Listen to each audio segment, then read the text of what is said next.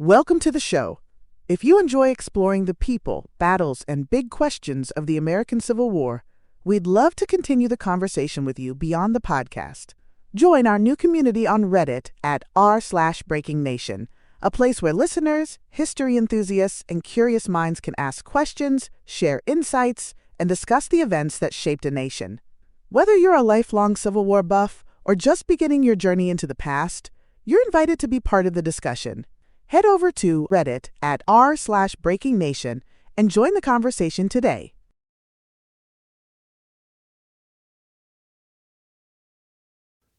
This is episode 3 of Breaking Nation, a Civil War podcast. If you haven't listened to previous episodes, I recommend going back to listen to episode 1, an introduction, to get a running start as to why this podcast exists. Then episode 2, the father of all, will prepare you for what is to follow. Or just jump right in and you can go back and get caught up later. Either way, this will be a difficult conversation. As I sit down to record this episode, every fiber in me wants to squeeze the emotions out of the issue in order to take an objective look at slavery in the United States, to focus on the facts, the causes and effects, the political decisions, the acts of legislation, and so on. But then the naked reality of human bondage, chattel slavery, people as property, looks me square in the face, and I am moved to sorrow, grief, and outrage. The gross sin of dehumanization that slavery represents is abhorrent and revolting. It literally makes my skin crawl. So in full disclosure and transparency, this episode will no doubt betray my strong bias against slavery in its historical context, while trying to present the facts as description. And again, as I've mentioned previously, we must strive to avoid the presentism of judging the past through the lens of the present. Let us try to understand the past through the lens of that past. It won't be easy. As I said, this is a difficult conversation.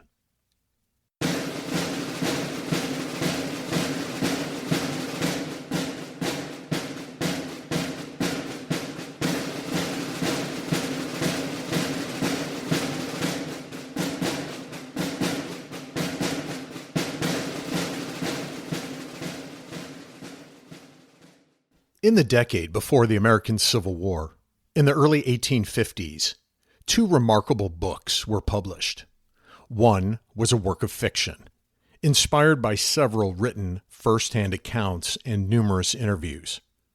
The second book was a memoir of a life lived. As we discussed in the previous episode, Americans in the middle of the 19th century were highly literate. Approximately 90% of the free population could read and write. And at the time, books and novels were starting to be published and printed in large numbers. And the clamoring public at the time consumed these works.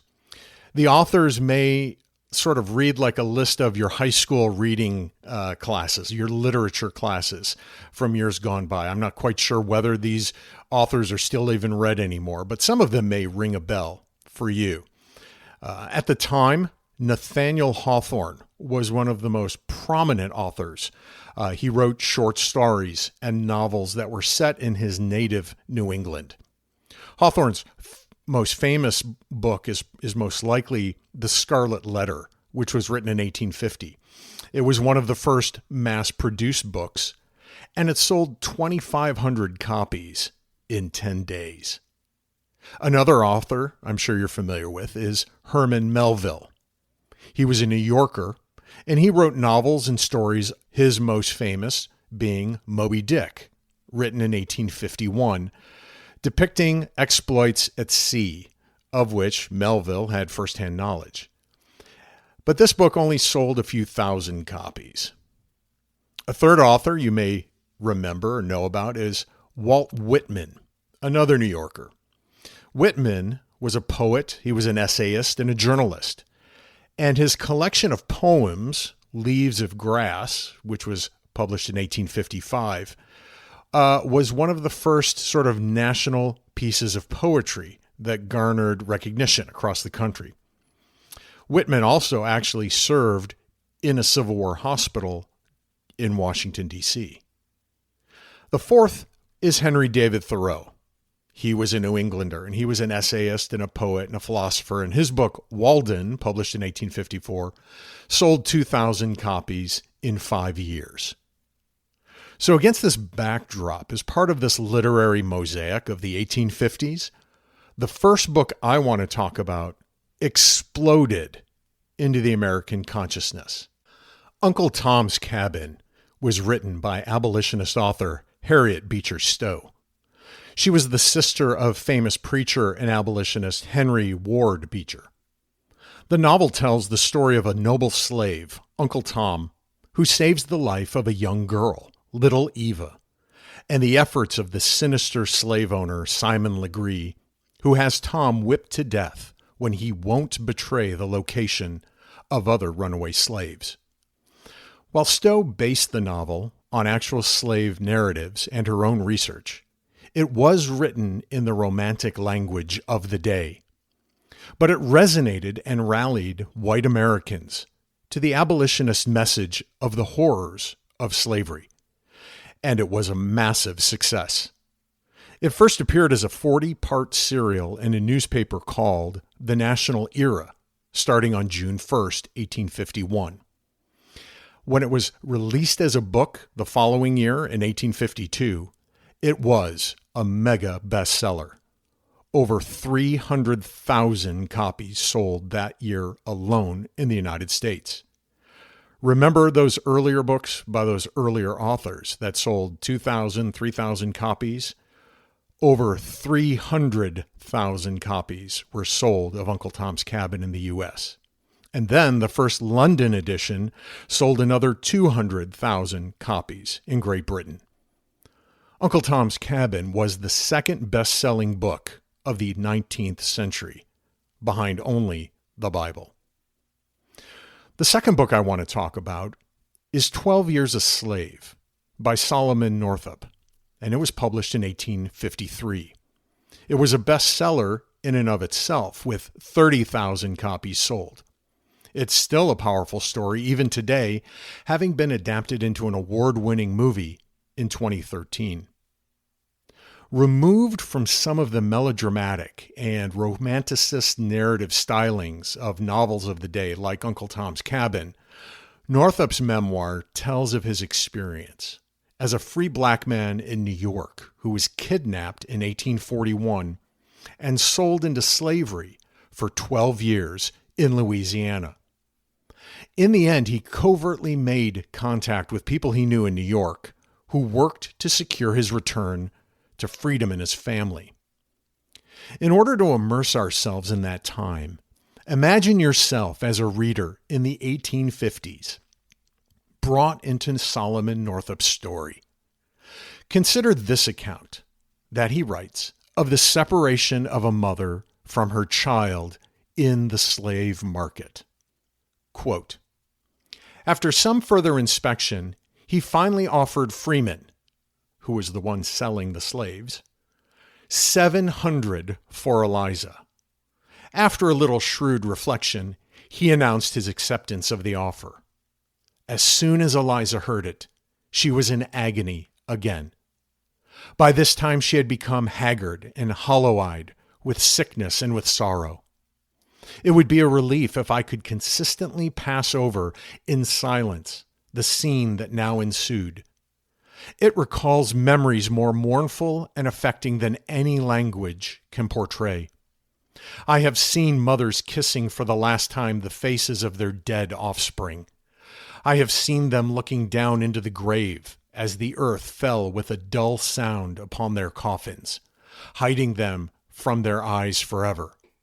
But never have I seen such an exhibition of intense, unmeasured, and unbounded grief as when Eliza was parted from her child. She broke from her place in the line of women and, rushing down where Emily was standing, caught her in her arms. Freeman sternly ordered her to be quiet, but she did not heed him.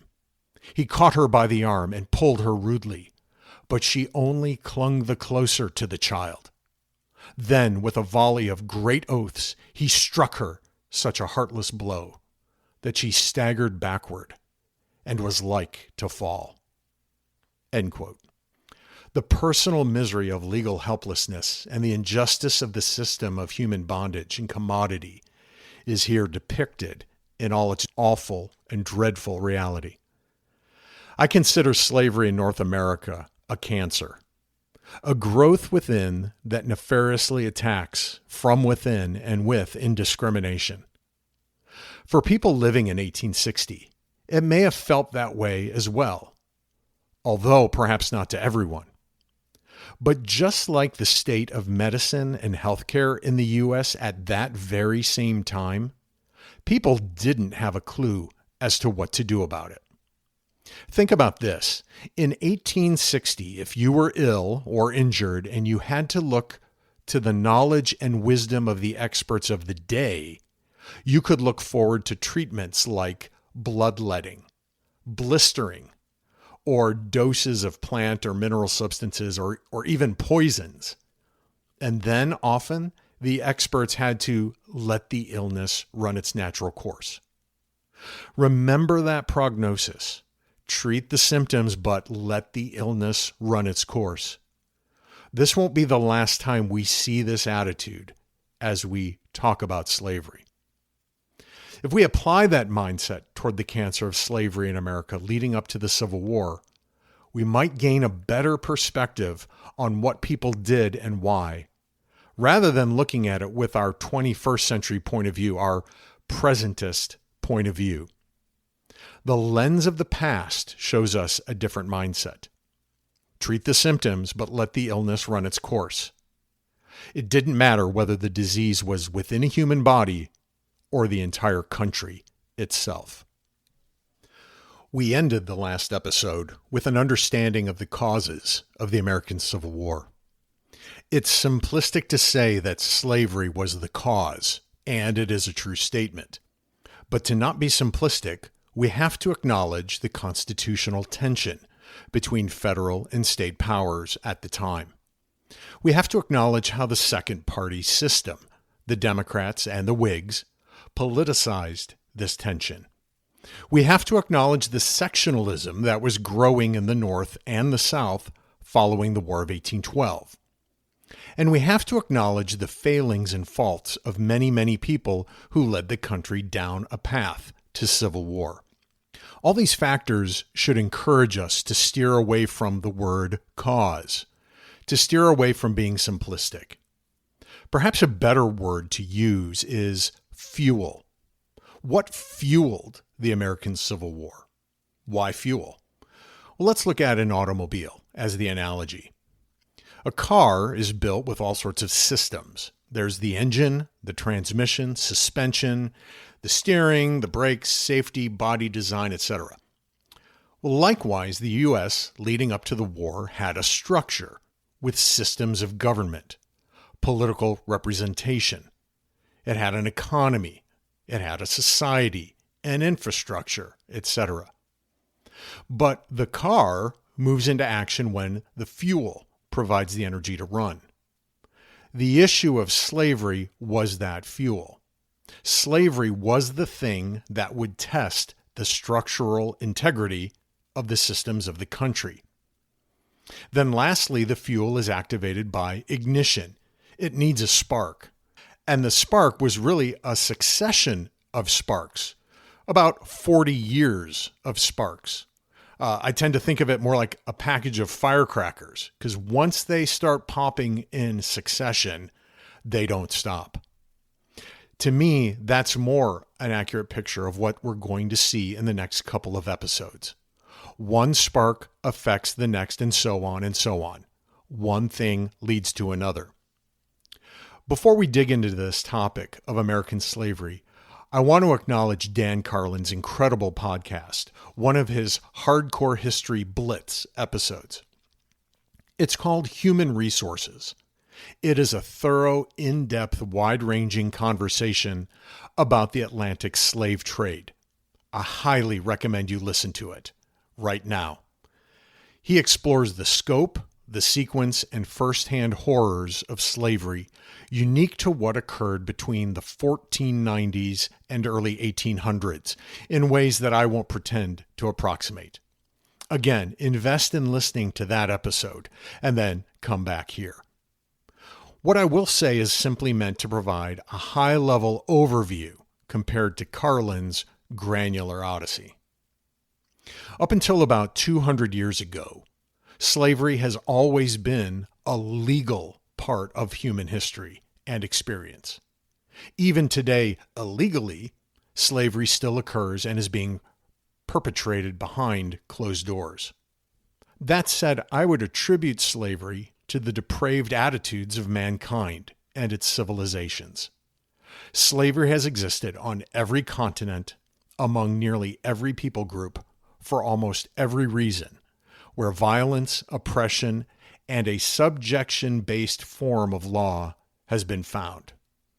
Slavery includes what we Americans must wrestle with in our collective historical past. But it is also far more expansive than just that. In ancient times and cultures, there are records after records of wars fought between kingdoms and empires when conquered peoples were captured and taken into bondage and brought back as slaves. Entire populations.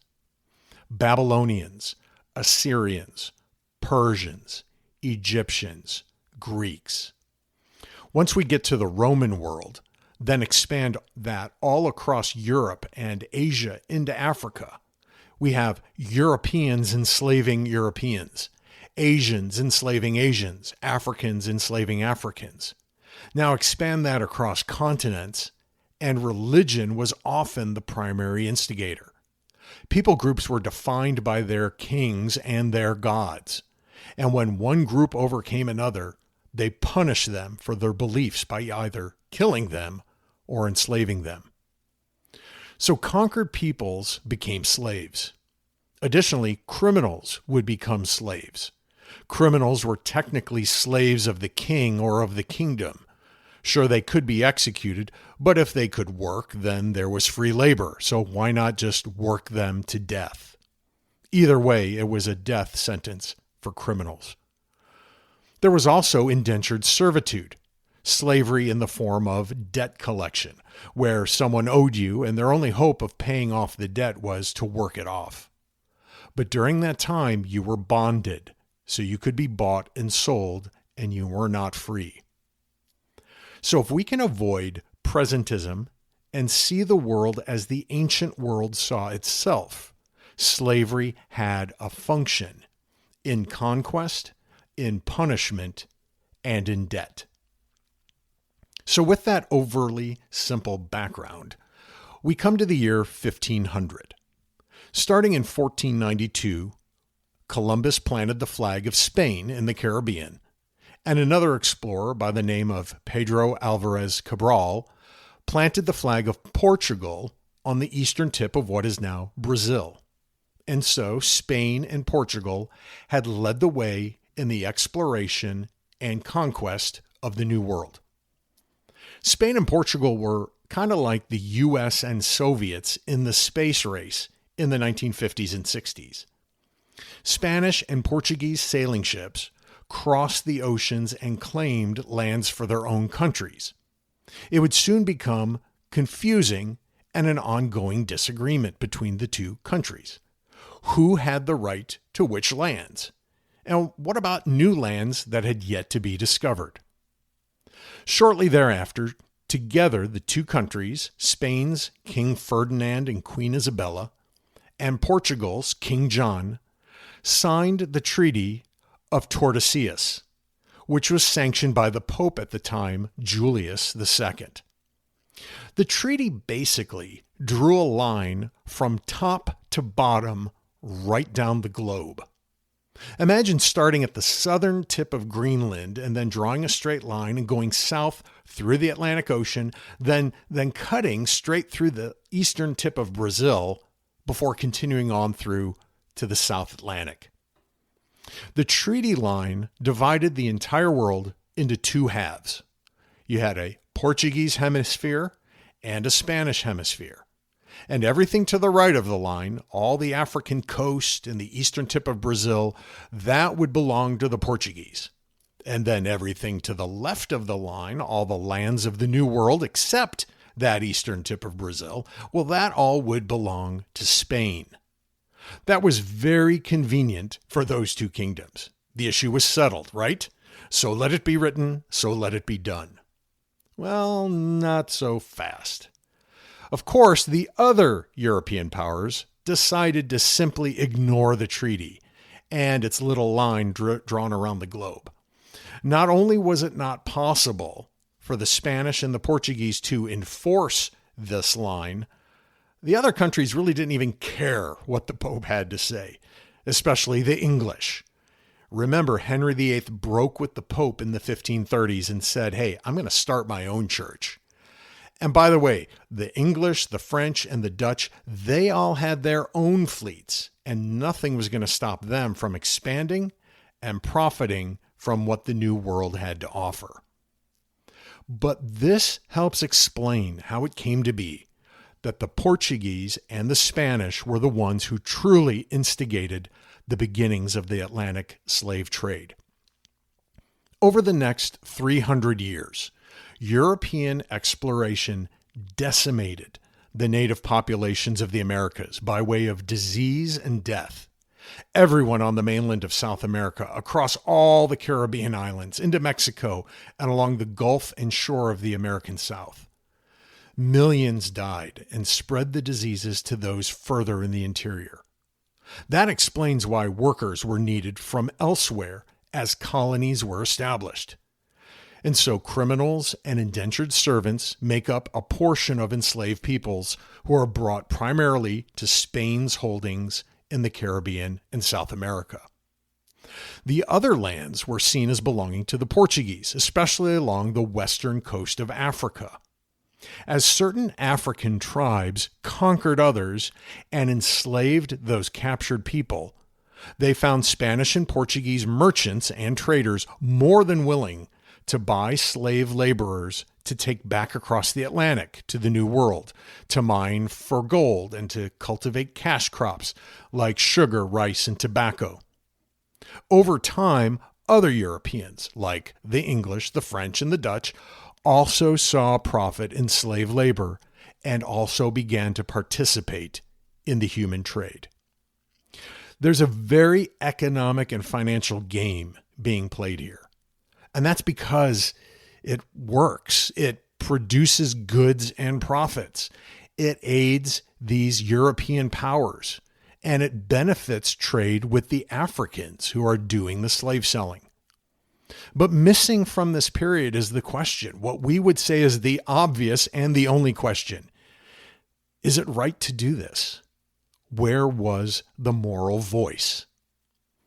I have to remind myself that that's my presentism pushing itself to the forefront. I am a product of a global worldview in the 21st century that sees issues through the lens of the Universal Declaration of Human Rights.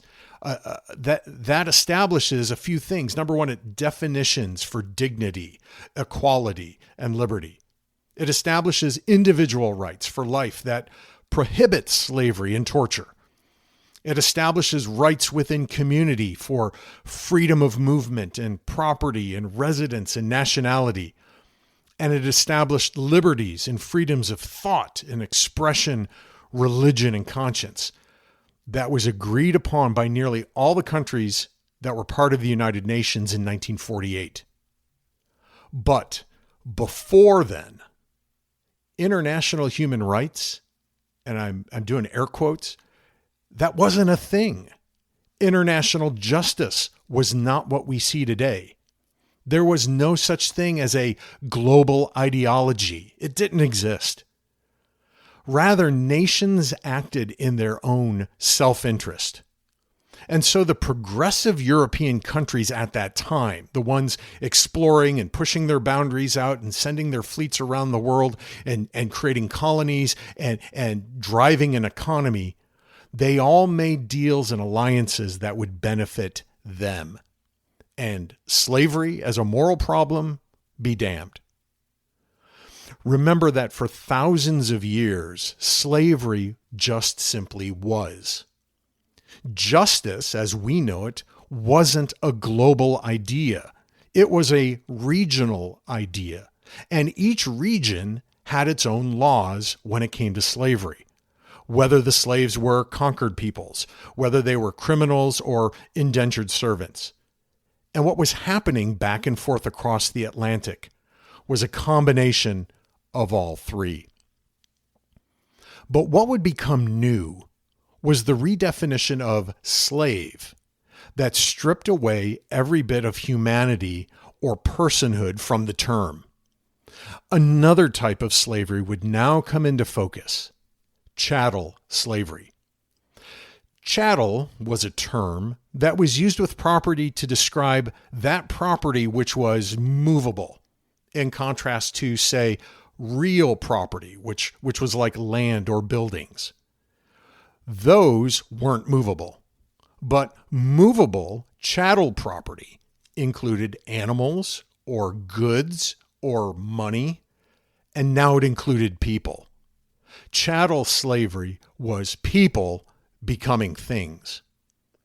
Africans who were captured by other Africans were now traded for goods to Spanish and Portuguese merchants, who brought them to the New World as a commoditized labor force to replace the indigenous people of the Americas who were killed by conquest or who died by genocidal disease. That's what happens when the versions of slavery that were, by extension, systems of the Age of Discovery morphed into the age of colonization or expansion. By the closing of the period of the slave trade in the mid-19th century, about 40% of all enslaved Africans were sent to Brazil. About 50% were sent scattered all across the Caribbean, northern South America, and the Spanish possessions. And about 10% were sent to British North America. It's that very last segment where our story will lead, since that lays the groundwork for what will become slavery in the U.S. Again, Dan Carlin's podcast on slavery explores these hundreds of years of history with far more detail than I can cover, especially the Haitian Revolution leading to the country's independence in 1804 from France. You really should listen to that episode, because what happened in the French colony of Saint-Domingue from 1791 through 1803 was a slave rebellion that led to an insurrection that established an independent Haiti. Slavery was abolished, and the ex-slave General Toussaint Louverture became a legendary leader. And that story, the story of Saint-Domingue, would loom over the American South for decades. But right now, let's turn our attention to Great Britain. For the United States that finds itself on a pathway to civil war is a country that emerged from the English and British relationship with slavery. Most of the African slaves who were imported to what is now the U.S. arrived between 1725 and 1825. But even prior to then, there were a few who are recorded in history. For example, from 1619 to 1625, there are records of a slave named Angela in the Virginia colony. She was enslaved first by other Africans, and then she was one of 350 sold to a Portuguese captain. Subsequently, while sailing west across the Atlantic, the ship was then attacked by Dutch-English privateers, who captured Angela and others. They were taken to Virginia, where she was sold to Captain William Pierce. After several years, surviving attacks by local native tribes and food shortages, and famines, Angela is then listed on a 1625 record as the one black slave remaining with the Pierces. It is the last record of her existence. Today, some would say she was the first known and named slave in America.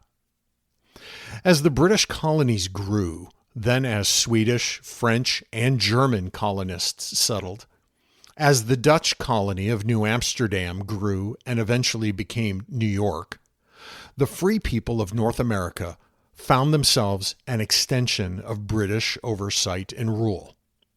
Throughout the 1700s, then, a triangular trade solidified an incredibly profitable three-way trade route for the British. Goods left England bound for Africa and were traded via Portuguese handlers to African rulers for other enslaved peoples. The slave ships then crossed the Atlantic, where they were sold for profit to Caribbean and coastal plantations, before crops and commodities were loaded up to bring back for sale to England in ports and cities. It was all a very lucrative business model. But what about that pesky moral question? Was it right? Should it have been happening at all? As the Age of Enlightenment, or the Age of Reason, grew and developed across Europe in the 1600s and 1700s, it advanced ideas and philosophies that would have a ripple effect across the globe. It affected philosophy, sociology, politics, economics, law, science, and learning. Think of the Frenchmen Voltaire and Jean-Jacques Rousseau, or the Englishmen Isaac Newton and John Locke. Think of Scottish economist Adam Smith and the Prussian Immanuel Kant. Their ideas and writings would inspire both the American and French revolutions and emphasize human happiness, ideas of progress, ideas of liberty and reason. The ideas around the rights of man were what Thomas Paine wrote about. And Jefferson used this as his base for the Declaration of Independence and helped the Marquis de Lafayette draft the Declaration of the Rights of Man and the Citizen, core to what happened in France after their revolution. So how did these thoughts square with slavery in Britain? Weren't the Africans who were enslaved included in such noble pursuits as liberty, progress, and happiness? In theory, certainly not in practice. It was out of the Quaker movement, along with evangelical Christians and some philosophers involved, that a mindset began to see slavery as a violation of Enlightenment thinking and Christian teaching. One group that emerged was based in southwest London, in Clapham. Most prominent and famous of these reformers was a man named William Wilberforce, a member of Parliament. Forming the Society for Effecting the Abolition of the Slave Trade, this group from Clapham was sought out by those who fought to challenge the legality of the slave system. Abolitionists like Thomas Clarkson and Oluda Aquino worked during the 1780s and 1790s to speak, write, educate, and encourage the public and British government to end the slave trade. Josiah Wedgwood, the founder of the famous China and Porcelain Company that bears his name, was an outspoken abolitionist, and he produced a famous and enduring symbol of the movement. It was kind of a logo or an icon. It was a black man in chains on one knee with the question printed around him saying, "Am I not a man and a brother?" In 1772, a legal case drew a judicial line in the sand for slavery. James Somerset had been born in Africa around 1740 as an African and had been captured by Africans when he was a child. Those Africans sold him to European slave traders who took him first to Jamaica and then to the Virginia colony. And a Scottish merchant named Charles Stuart bought him in 1749 and took him to Boston. In 1769, Stuart moved to London and brought his slave with him. Now, while many of the details are lost to history, we do know this, that in 1771, James Somerset was baptized, and he had 3 English sponsors acting as godparents. Now, this may be due to Stuart having freed him, but keeping him on as a servant. But the former slave decided he didn't want to stay, so he left. However, 2 months later, he was kidnapped and put on a boat bound for the Caribbean so he could be sold for profit. Well, when Somerset's abolitionist godparents found out, they obtained a writ of habeas corpus. The writ of habeas corpus is a pillar of English common law dating back to the 12th century. It essentially entitles a person arrested to appear in a court of law and have the reason for their detention explained, and have the court determine if it is lawful. Its purpose is to prevent unlawful detention. Now, Somerset's godparents could have simply purchased Somerset and then freed him, but the abolitionist movement wanted more than just an expedient outcome. They wanted a legal decision, and the slave owners did so as well. Therefore, the case went before the Lord Chief Justice, Lord Mansfield. And on June 22nd, 1772, Mansfield gave his opinion. Quote, "A foreigner cannot be imprisoned here on the authority of any law existing in his own country." End quote. Let's look at this a little bit closer. Because there was no explicit law that legalized slavery in England, Somerset was freed. Notice that the principle in effect is, where was this detention taking place? The judgment was specific to the place of the writ of habeas corpus and the laws of that place. And notice the reference to his own country. That could be a slippery term. Though there was not a moral component to the decision, the case was still heralded as progress for abolitionists who wanted to end slavery in Britain.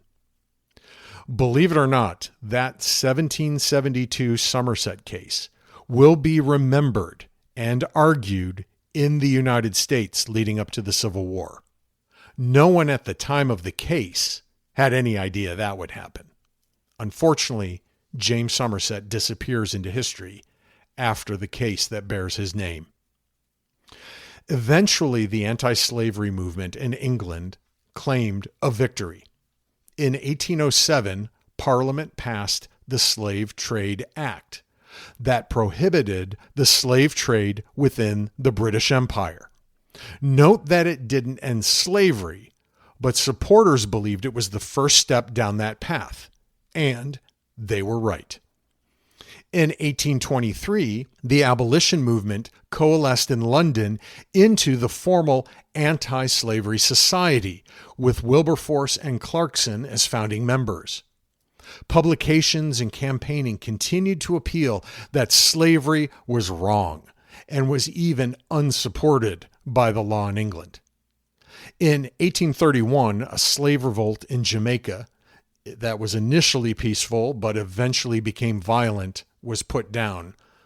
But the government investigations into why and how it happened led Parliament to look unfavorably on the institution. 2 years later, in 1833, the Slavery Abolition Act began the gradual emancipation of slaves across the British Empire. Now imagine being an American while all of this is happening across the sea. And as you look around, you've seen your own country wrestle with the slave issue.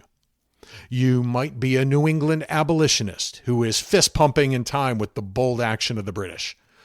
Maybe you're a Western farmer in Illinois or Missouri who doesn't really care what other people are doing. But perhaps you're a Southern planter who sees abolition as an oppressive intrusion and a possible threat into your way of life. Or maybe you're a slave looking to escape north via what some call an underground railroad of way stations and conductors that bring passengers to a safe passage to the north and freedom. Regardless, you've been watching the United States grapple with slavery itself and the issue of its expansion or its restriction for years. One giant shift in America takes place in 1808 when the act prohibiting the importation of slaves signed by President Jefferson goes into effect.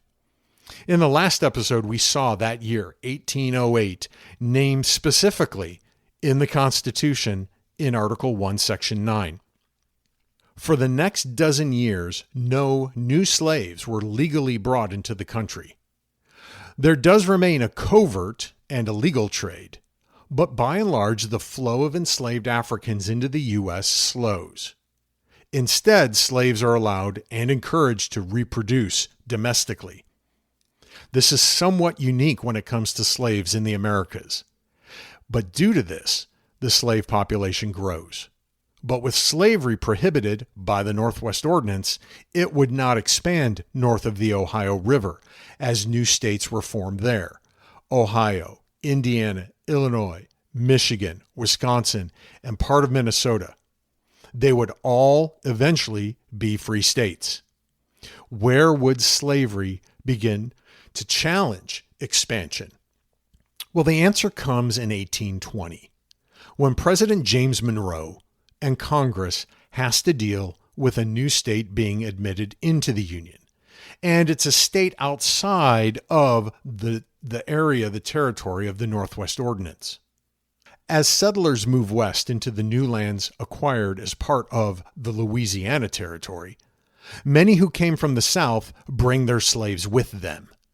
In the region that would eventually become Missouri, slaves would come to number about 15% of the total population. And residents eventually begin to draft a state constitution and select delegates. Missouri needs to become a state. Well, when Congressman James Talmadge of New York introduces amendments to the statehood bill, these would prohibit any further slavery in the new state, and that any children born slaves would be emancipated when they turn 25. An abolitionist gauntlet is now thrown down. Perhaps this was the first firecracker going off, the first spark of igniting the issue of slavery for the country as a whole. This Missouri problem initiates a rift in the political tranquility of the U.S., and it becomes a subject of great concern for the elder statesmen of the young republic. Many of the founding fathers are, by now, by 1820, old men. But the issue of slavery and what to do about its expansion has haunted them because they had done nothing proactive to address it decades before. In the last episode, I mentioned Dennis Rasmussen's amazing book, Fears of a Setting Sun. And in it, he unpacks the doubts and the fears of the founding fathers, the fears they had about whether the United States would survive its worst vices. When it came to the issue of slavery, each one had opinions and thoughts on the peculiar institution, which was a euphemism that was used to reference slavery without actually naming it. George Washington is gone by 1820. He had died in 1799, but later in his life, he had been outspoken about slavery. In letters written to John Francis Mercer and Robert Morris in 1786, Washington stated that it was, quote, "Among my first wishes to see some plan adopted by the legislature by which slavery in this country may be abolished by slow, sure, and imperceptible degrees, There is not a man living who wishes more sincerely than I do to see a plan adopted for the abolition of it." End quote. In 1799, Washington wrote to one Robert Lewis that he was, quote, "principled against traffic in the human species," end quote. And in an 1887 book by John Bernard, the writer describes one Englishman who remembered the founding father saying to him the year before Washington's death, quote, "I can clearly foresee that nothing but the rooting out of slavery can perpetuate the existence of our Union by consolidating it in a common bond of principle," end quote.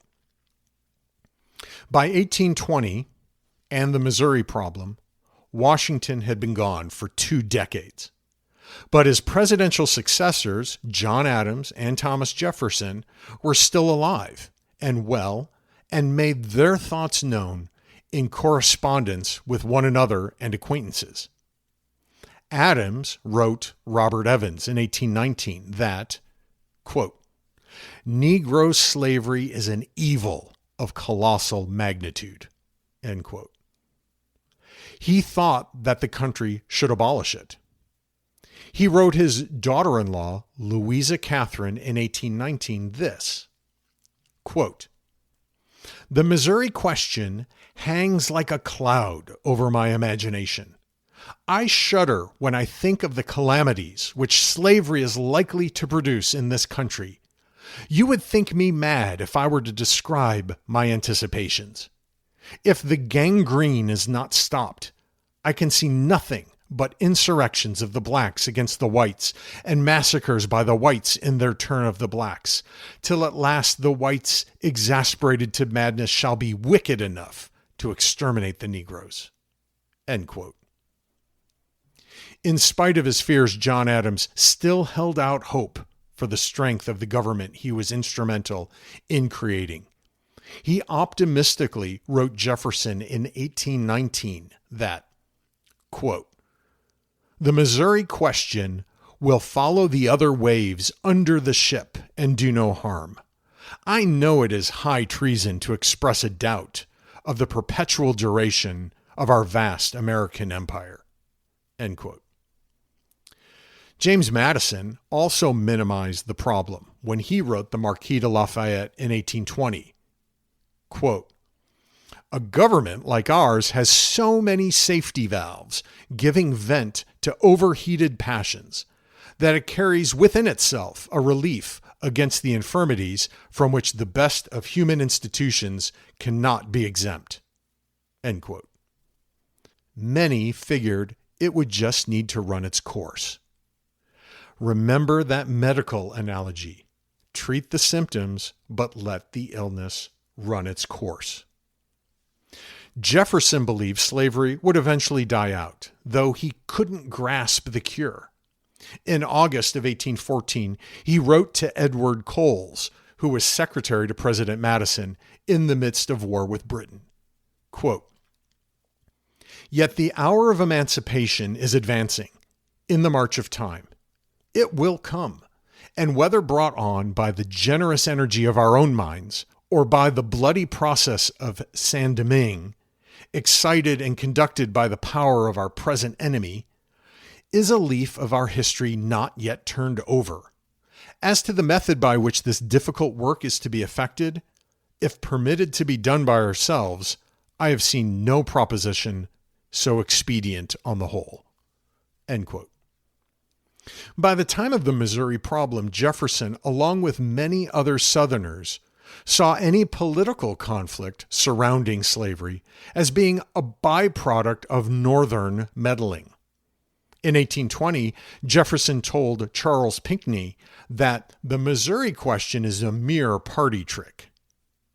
Jefferson wrote Albert Gallatin in 1820, quote, "The Federalists completely put down, and despairing of ever rising again under the old division of Whig and Tory, devised a new one of slaveholding and non-slaveholding states, which has a semblance of being moral, if there were any morality in the question, it is on the other side.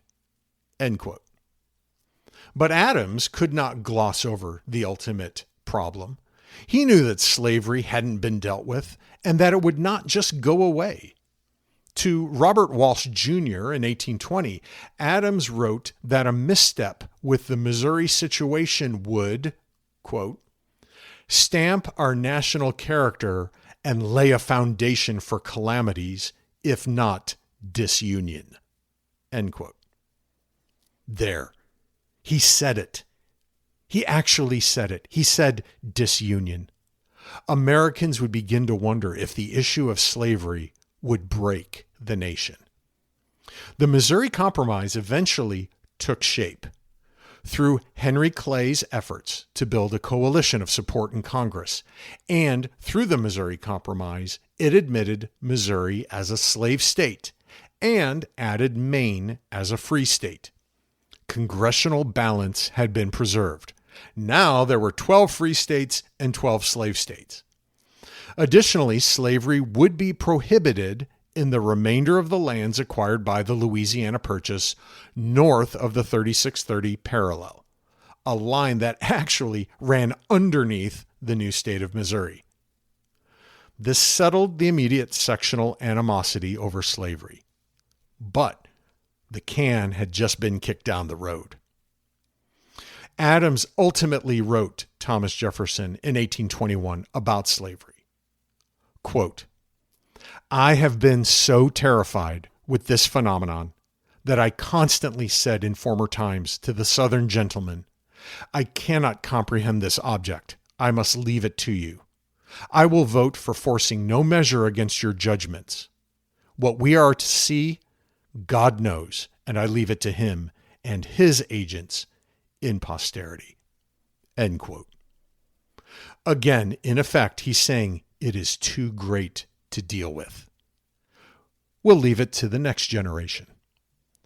So why was slavery at the crux of Southern society? How could something so morally reprehensible to you and I not be to Americans in the first half of the 19th century? In the previous episode, we took some time to get acquainted with Henry Clay, politician from Kentucky, congressman, Speaker of the House, Secretary of State under President John Quincy Adams, candidate for president 3 times, and senator. For more than 40 years, he helped shape American politics. But he was not alone in Congress. Along with 2 other politicians, he made up what was known as the Great Triumvirate of American statesmen. Clay of Kentucky, Daniel Webster of Massachusetts, and another from the South. John C. Calhoun was from South Carolina, and he embodied the political mindset for the majority of the South. Those same 40 years that Clay and Webster represented the border states and the North. Portraits and, later in life, photographs of him show wide and piercing eyes below an iron brow and a thick flow of hair like waves off the bow of a ship. His gaze attested to a resolute focus for life and politics. One description of Calhoun by historian Merrill Peterson seems to capture the South Carolinian well. Quote, intensely serious and severe, he could never write a love poem, though he often tried, because every line began with the word whereas. End quote. He was Secretary of War to Monroe, Secretary of State to Tyler and Polk, and Vice President to John Quincy Adams and Andrew Jackson. And he was a long-term senator. And he owned slaves. He was a firm defender of Southern beliefs, the Southern way of life, states' rights, and the growing ideology of nullification, which said that a state could ignore a federal law if the state thought it was unconstitutional. Time and time again, Calhoun would face off in Congress against other lawmakers to uphold and advance Southern advocacy. As a son of the South, He summarized his views specifically on the slaves on February 4th, 1836, when working to prohibit the circulation of abolitionist materials through the U.S. mail. He said, quote, "The difficulty is in the diversity of the races. So strongly drawn is the line between the two in consequence, and so strengthened by the force of habit and education, that it is impossible for them to exist together in the same community, where their numbers are so nearly equal as in the slaveholding states, under any other relation than that which now exists." End quote. In 1860, on the eve of the Civil War, the census shows just how bifurcated the southern states were. In South Carolina, 57% of the state's population were slaves, more than half. Next was Mississippi at 55%, also more than half. Louisiana, 46% of its residents were enslaved. Alabama, 45%. Florida, 44%, and on down to Tennessee, with 24% of the state's population enslaved. And yet those who legally owned slaves were a fragment of the free population. Of the 5.5 million free people in the 11 Confederate states, there were 316,000 who were slaveholders. That's less than 6% of all the free people in these states. 316,000 people owned 4 million other people. And of those 316,000 slaveholders, 38% of them owned 3 or fewer slaves. 47% of them owned from 4 up to 20 slaves.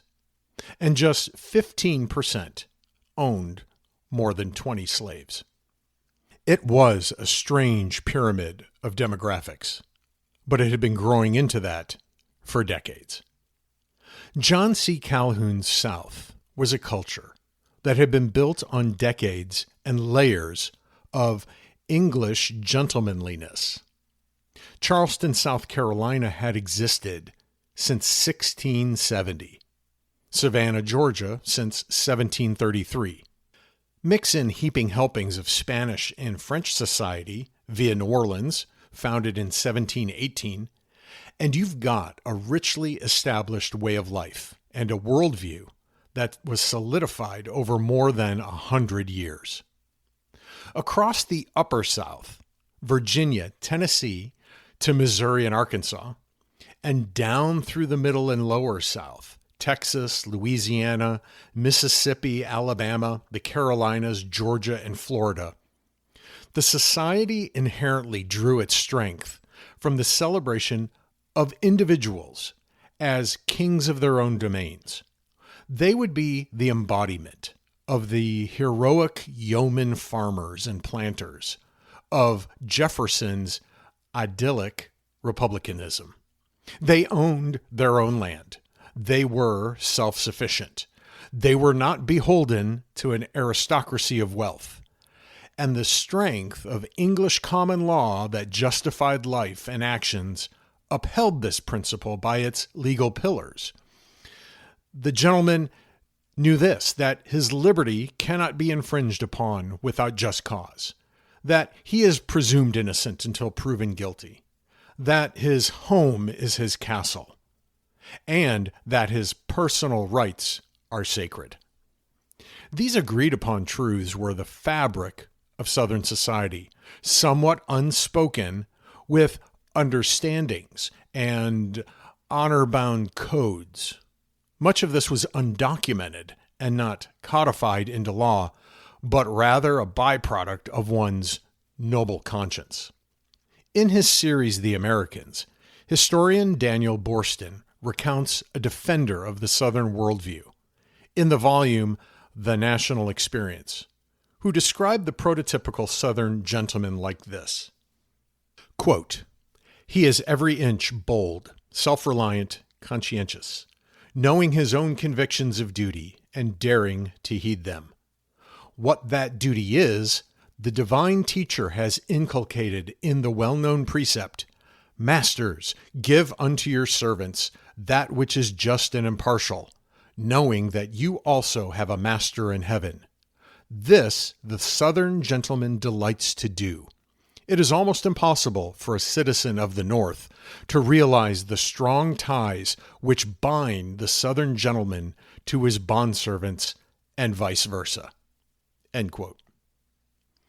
Unlike Northerners, who they saw as abiding by the endless code of law that regulated labor, trade in their communities, Southerners abided by their honor, a different kind of law. Now, combine that with the fact that English law had no say on slavery in the 1700s. Remember the Somerset case that we talked about earlier. This created a stage for an unwritten code about slavery as well. This was completely unique when it came to the institution in the New World. The Spanish colonies brought along their Latin framework of European slavery of the many races and a Catholic structure for conversion to Mexico, Brazil, and the Caribbean, which included slave laws and even basic rights, since it was a rudimentary form of employment. In fact, a slave could own property, get married, and was understood to be a person. But in British America, no such framework existed. And the law decided that if it had to choose between persons and things, slaves were things. And without the racial plurality that existed across the skin colors from the Caribbean to South America, slavery was seen in the simple terms of just the black person. Boorstin again from the National Experience. Quote, "Southerners thus came to believe that the difference of race itself justified slavery. The elaborate ancient laws meant for a world in which war or poverty might make anyone a slave seemed superfluous and irrelevant." End quote. Here we see a new iteration of slavery, something altogether unique from global slavery that had always been a part of human history. A person was a slave because of the color of their skin. Add to this a common singularity of how the social code of the yeoman planner became time-bound truths that weren't interested in conflicting views or interests. Unlike Northerners, who, with greater streams of immigrants, also sought greater streams of ideas and innovation, Southerners preferred things as they were. If you remember old Eli Whitney, the innovator of change who invented the cotton gin, don't forget he was a Northerner from Connecticut. But new ideas born of differing interests found less fertile soil in the South. Frederick Law Olmsted, who is most famous for designing New York's Central Park, traveled through the South as a journalist in the years before the Civil War. In 1854, he observed this about the South's contentment in its present tense. Quote, "The Southerner naturally accepts the institutions, manners, and customs in which he is educated as necessities imposed on him by Providence. He is loyal to society, and it is opposed to his fundamental idea of a gentleman to essentially deduct from them or add to them." End quote. From 1820 to 1860, the North saw waves of social reform bubble out of cities. And these included things like tax reform, spiritual revivalism. There were temperance movements.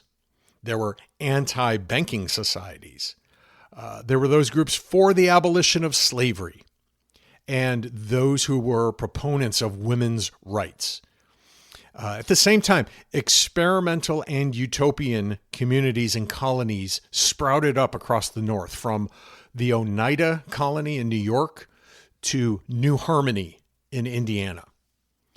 Then there was this thing called the Lyceum movement, and it grew across the North and Midwest, and it was made up of hundreds of associations dedicated to improving the social and intellectual health of Americans.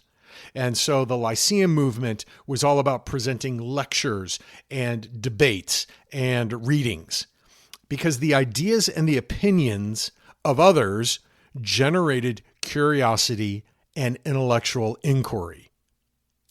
Now, while a few of these ideas did find a stage in the larger southern cities, none of them took root in the South like they did in the North.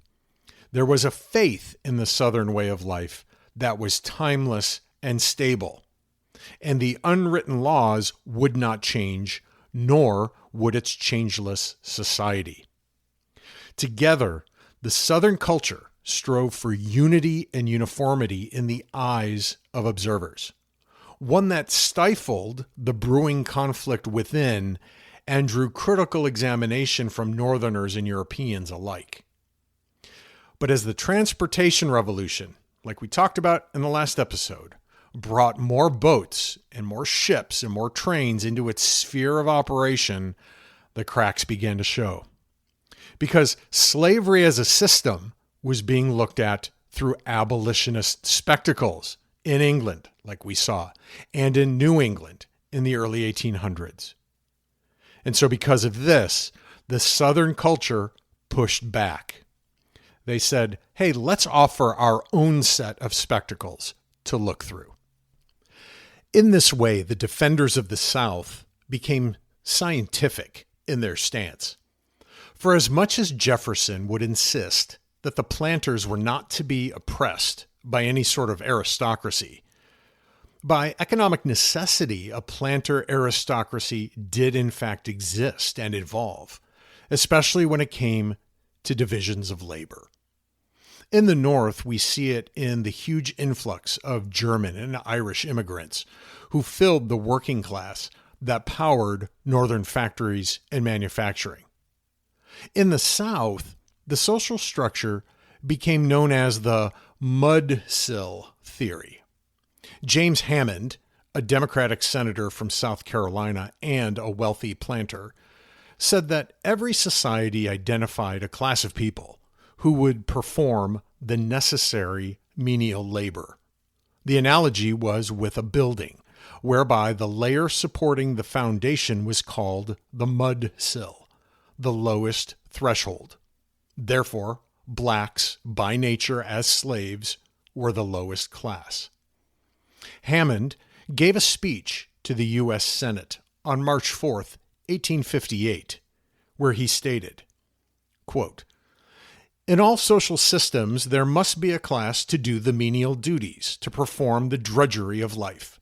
That is, a class requiring but a low order of intellect and but little skill. Its requisites are vigor, docility, fidelity. Such a class you must have, or you would not have that other class, which leads progress, civilization, and refinement. It constitutes the very mudsill of society and of political government. And you might as well attempt to build a house in the air as to build either the one or the other, except on this mudsill. Fortunately for the South, she found a race adapted to that purpose to her hand." End quote.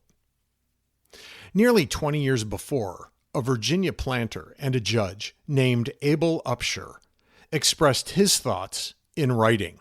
Upshur would serve in President John Tyler's cabinet as Secretary of the Navy and as Secretary of State.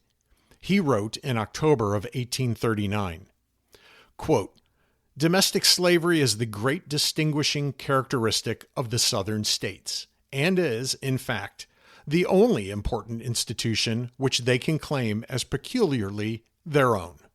End quote.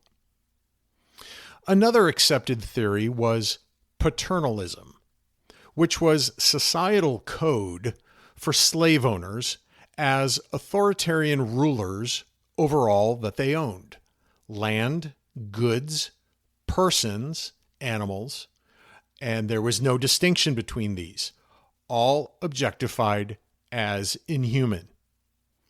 Historian Walter Johnson, in his book, River of Dark Dreams, Slavery in the Empire and the Cotton Kingdom, shares a section that describes how unprofitable slave owners were dropping the ball by not exhibiting this paternalism.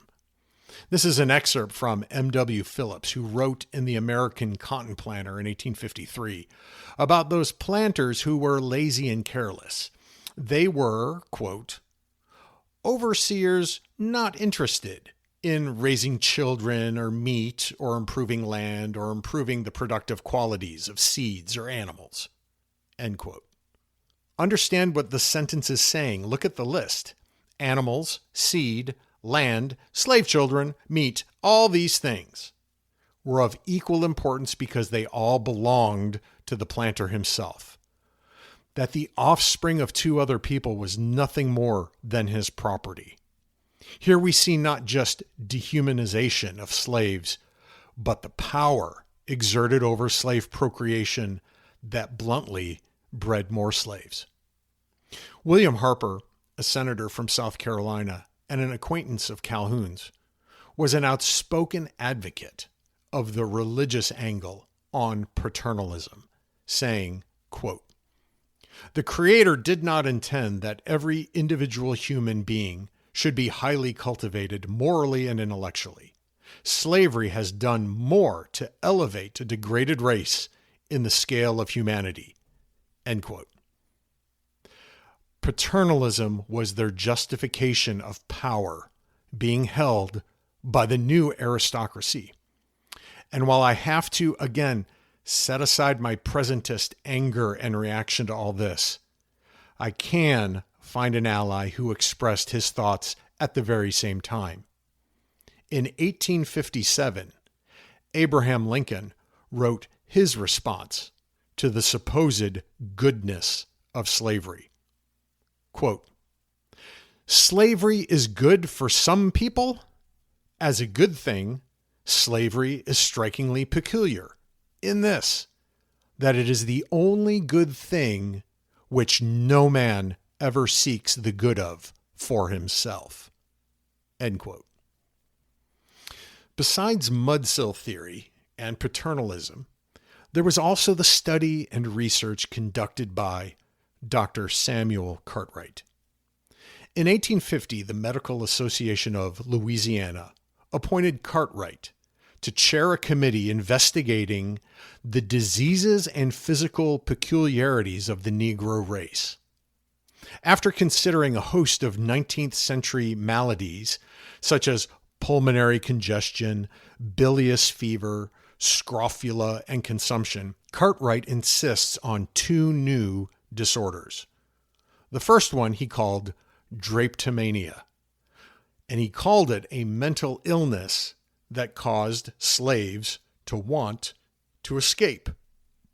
The second was called dysesthesia theopesia, another mental illness that caused slaves to be lazy. Now, both could be cured, and his cure was punishment and hard work. Though Northern medical journals found no credibility in Cartwright's claims, and some Southerners considered him an outlier, his conclusions were still reprinted across the South and found a place within the social and economic journals that fueled the cotton industry. Cartwright represents science being manipulated to produce principles for political, societal, and economic power and control. Not the only time. There was phrenology that measured bumps on the skull to predict mental traits, not to mention the Aryanism of the early 20th century. In 1846, these many voices of paternalism and the mudsill theory and Cartwright's mental illness descriptions, these were all gathered by a publisher and an editor in New Orleans named James Dunwoody Brownson DeBow. and he published his monthly reader called DeBow's Review that served as a resource for Southern agricultural, commercial, and industrial progress. Think of DeBow's Review as being kind of like the Wall Street Journal for the South before the Civil War. To illustrate how slavery was not just a social issue, but an economic issue that had to be justified and defended, historian Walter Johnson points out how in the South, capital was difficult to shift shape. Southern businessmen could liquidate their holdings when they faced a challenging situation. They could sell land or goods or animals, etc. But slaveholding was not like that. It was an inflexible system. Their capital was people who would starve or die, people who would revolt or run away. DeBow himself spoke before the Southern Commercial Convention in Jackson, Mississippi in 1852, and he observed, quote, "Does it not encourage dark forebodings of the future that slaves are becoming consumers in a larger degree than they are producers?" End quote. Slavery was intertwined in the society and the economy and the sustainability of the Southern way of life. So Southern planters and merchants alike could pick up DeBow's and find political op-eds and commentary. They could read economic reports and agricultural analysis. They could get caught up on the latest production statistics and forecasts. You could find Dr. Cartwright's slave disease written there. You could also read Senator Hammond's exhortations in its pages and the agricultural innovations of Edmund Ruffin, who grew in his political activism. The voices of political activism that grew from those loudest in their pro-slavery rhetoric became a chorus of leaders that became known as the Fire Eaters. Originally a term to describe anybody far to the fringe of the political spectrum, it eventually settled on a growing group of pro-slavery Southern Democrats who began as a minority point of view and grew to a fervent force and advocating for separation and disunion. Edmund Ruffin was one of these outspoken fire eaters.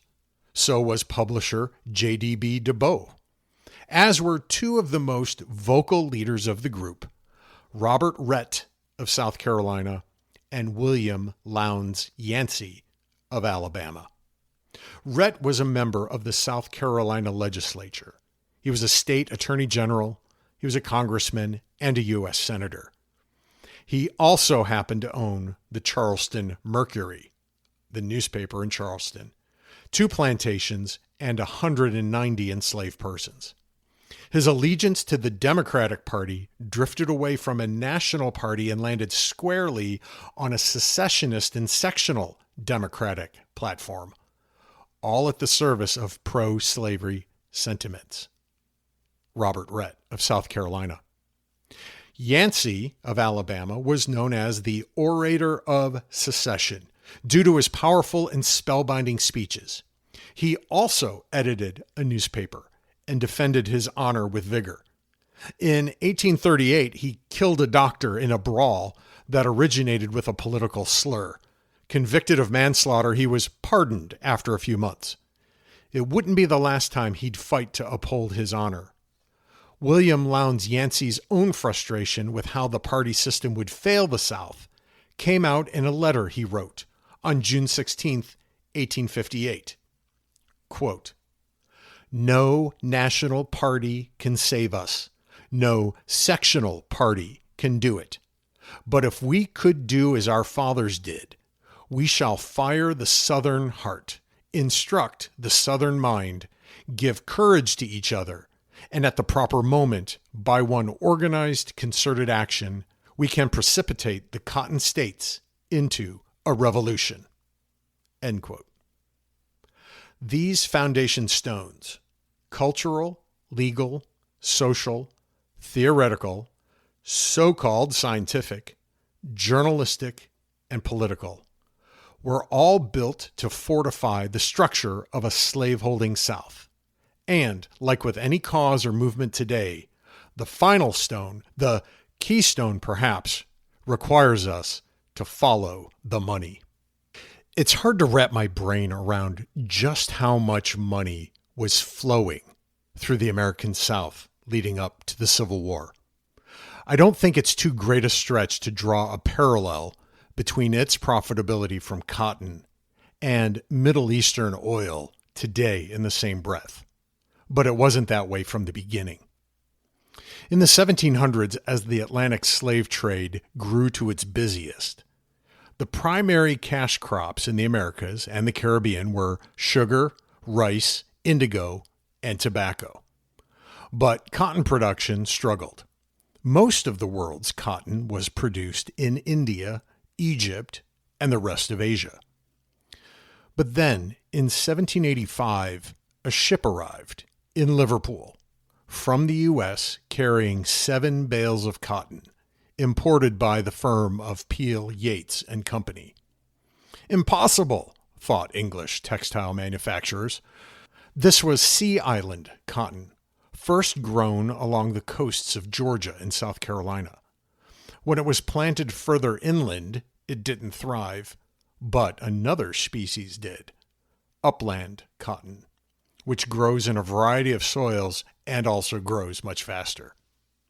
Combine an easier and faster growing type of cotton, upland cotton, with Eli Whitney's cotton gin, and suddenly cotton plantations began dotting the South. In one decade, from 1790 to 1800, cotton exports from South Carolina exploded from 10,000 pounds to 6.4 million pounds. After that, add the arrival of some French planters who had fled Saint-Domingue after the slave revolt there. And now suddenly a cotton industry starts flowing west across Georgia to the new territories of Alabama and Mississippi. Planters and tobacco growers converted to cotton, and they brought in thousands more slaves. The more they grew, the more they realized the cotton depleted the nutrients in the soil. So in order to not completely sap the land, they had to keep pushing west. Historian Sven Beckert, in his fascinating book, Empire of Cotton, traces this explosive growth from an industrial revolution and global perspective. Because during the 1800s, cotton exports from the South became the primary global cash crop that fueled the British textile economy around the world. And slavery was the force that drove it. It had the land, the capital, the labor, and political power behind it. Beckert shows how the scales tipped once the American South ramped up its cotton production. In 1801, the 3 largest regions in the world producing cotton were India, 35%, the rest of Asia, 30%, and the U.S., 10%. 20 years later, in 1821, the U.S. had tripled to 30%, ahead of India and Asia at 25% each. And in 10 more years, by 1831, the U.S. produced nearly half the world's cotton, more than India and the rest of Asia combined. Beckert also illustrates how Great Britain was the great engine of textile production and where it got its raw material. In 1800, Great Britain imported 25% of its cotton from the U.S., 35% from the British West Indies, and 10% from the East Indies. By 1850, it imported 80% from the U.S., 15% from the East Indies, and the rest from Brazil and the Mediterranean. In the prior episode, we saw that in 1860, New Orleans was the 6th largest city in America, and by far the largest city in the South. New Orleans was bigger than Pittsburgh, Detroit, Cleveland, and Indianapolis combined. The entire Mississippi Valley and its river system fed the flow of cotton from the upper and lower South to the great port of New Orleans. In River of Dark Dreams, Walter Johnson paints a picture of the Crescent City on the eve of the Civil War. Imagine hundreds of barges conveying cotton to steamboats that would ply their routes to the wharves and the docks, where a fleet of ocean-going vessels waited to carry their cargo out into the Gulf of Mexico and to the Atlantic and beyond. Imagine 3,500 boats docked in the city. Imagine them carrying 2 million tons or 4 billion pounds of cotton, valued at about $2 billion. As DeBow's review put it at the time, quote, "No city of the world has ever advanced as a market of commerce with such gigantic strides as New Orleans," end quote. And while New Orleans and the other major ports of the South were the places where you could touch the actual bales of cotton, it was also in New York that you could touch part of the trade, the profits of the city's businesses and banks. New York became a sister city to New Orleans and an integral part of the European cotton trade, as cotton bound for Liverpool was first transported north along the eastern coast of the U.S. for a layover in New York. And there, the cotton was inspected, it was insured, and it was consigned to a buyer in Europe. And then it shipped off. Nearly 40 cents of every dollar spent on cotton would find its way into the balance sheets of New York businesses and banks. Of all American banks, they could offer longer credit at better rates for those who were buying cotton. And credit was the currency of the empire of cotton. Without it, the empire would have collapsed. The economy worked this way, utilizing a flow of credit and debt, a fictitious capital, if you will. As the cotton crop flowed into New Orleans and other ports, merchants would provide advances against the cotton's future sale to men who were called factors. These were agents who would serve as intermediaries or brokers for planters, and they would sell their cotton and then supply them with credit and then get them their necessary goods from the cities. The factors took these advances and would use it to accumulate goods, seed, supplies, and slaves for the planters they represented. The credit wouldn't be paid off until the cotton was eventually sold to a manufacturer, and all the middlemen would be paid their commissions and fees. Unfortunately, there were times when the eventual sale didn't yield enough profit for the planter, and they would have to go into debt until the next crop was harvested. The system mitigated the risks for the middlemen, the interests on loans and the commissions, etc., for the banks and the shippers and the handlers. They got their money regardless of the market fluctuations in Europe. And since the transatlantic telegraph wouldn't be completed until the 1860s, the actual market conditions in London and other European centers remained speculative in nature. A lot could happen from the time the cotton was shipped to when it was ultimately sold. This was a type of capitalism the world had never seen before. Historian Sven Beckert proposes in Empire of Cotton that it began as war capitalism. It was capitalism based on a state of war, but not nation war like when two nations fought. Rather, it was human war, war on humans themselves as the institution of slave labor. This was bondage driven by economic and capitalistic objectives and strategies. It was not just the capitalism of factories and materials, but it involved lands and laborers. Lands that were expropriated by sea powers that could project their force with weapons. Laborers that were expropriated via slavery were worked via violence and coercion. The means of war were what made war capitalism possible. By the end of the 18th century, though, the war capitalism was beginning to give way. First, the British colonies declared their independence from Mother England in 1776.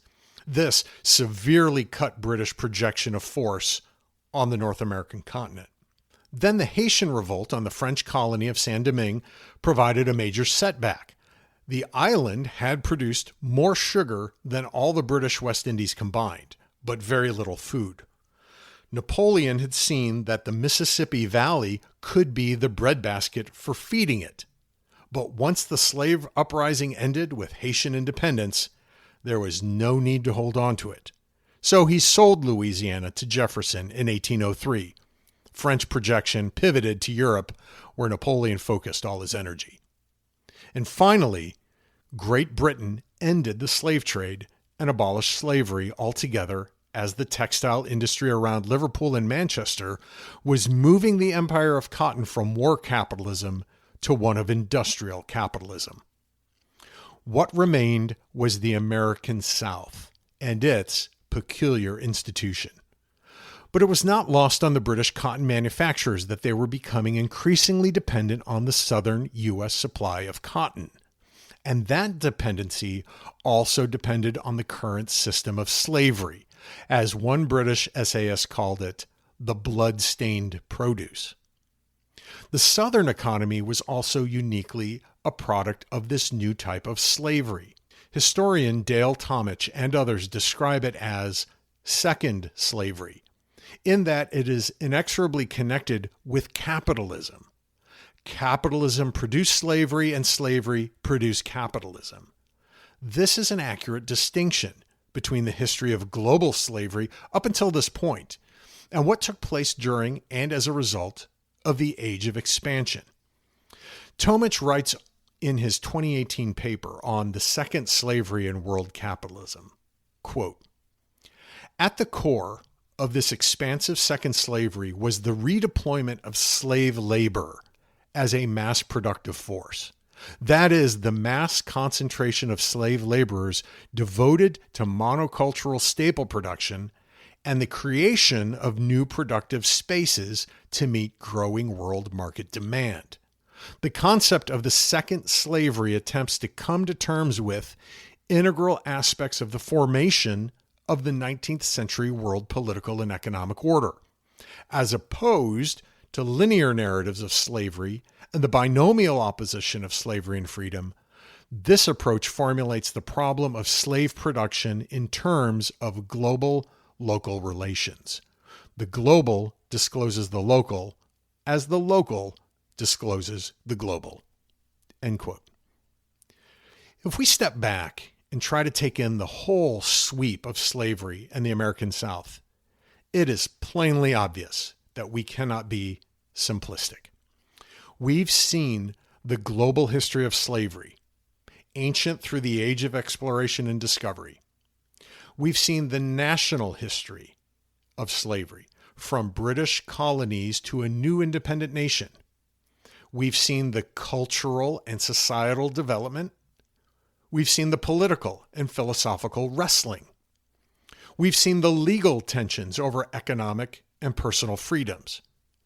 We've seen the statistical and dogmatic justifications. And we've seen the global and local forces of capitalism and labor. And at the end of the day, when an enslaved person on a plantation in South Carolina woke up in 1860, they knew they were prisoners of a system, forced to work to survive, forced by coercion, not by their own freedom of will. They knew the daily provision of the simplest food and shelter, and they might know simple charity and kindness. And they also knew they could see themselves or their family members beaten, abused, raped, sold, or killed at any moment. It was an existence of labor for survival. And they had no idea what was about to happen. The Southern socioeconomic foundations had been legally permissible and geographically pragmatic. Those swept up in its profitability never bothered to assess its sustainability in the light of its moral cancer. It was a system built because it worked. But the full cost in human suffering was never counted. Slavery filled the fuel tank of the American machine built on its systems and structures, and then all it took were sparks of ignition. The first of the firecrackers started to go off one by one. We've mentioned the Missouri Crisis of 1820, which resulted in Henry Clay offering the Compromise of 1820 to address the issue of expansion and the addition of new states. We've also seen the slave revolt on San Domingue that ended in 1803, 1,000 miles to the south in the Caribbean. That planted the fear of a slave uprising in the minds of many Americans. In the late summer of 1831, those fears came alive in Southampton County, Virginia. The largest slave uprising in the United States took place. The bloody facts were this. On the morning of August 22nd, a slave named Nat Turner, helped by 7 other slaves, killed his owner and his owner's family. Nat Turner and his small band enlisted more slaves until his numbers grew to about 70 men. Over the next 24 hours, Turner and his followers killed about 60 white people, many women and children, while freeing more and more slaves. By the next day, 4 companies of Virginia militia, supported by federal troops, local paramilitary societies, and handfuls of hard-drinking vigilantes, descended on and scattered Turner's rebellion. More than 100 blacks were killed, whether part of the uprising or not. Dozens were captured and brought to trial. A few were acquitted, but most were either hanged or sold out of state. Turner himself avoided capture for 6 weeks until he was discovered. He was tried a week later and hanged on November 11th. This was an explosive event. Nat Turner's rebellion created ripples that fanned out across the country. First, Turner was distinct. His was not the first time slaves fought back against their masters. There were hundreds of cases of slaves fighting back and rising up against the cruelty and abuse by their owners, and this is documented across the country.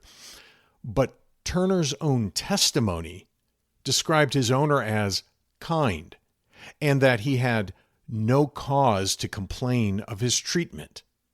So Turner's uprising was not necessarily just against individuals, it was against the institution of slavery as a whole. This was a different type of uprising.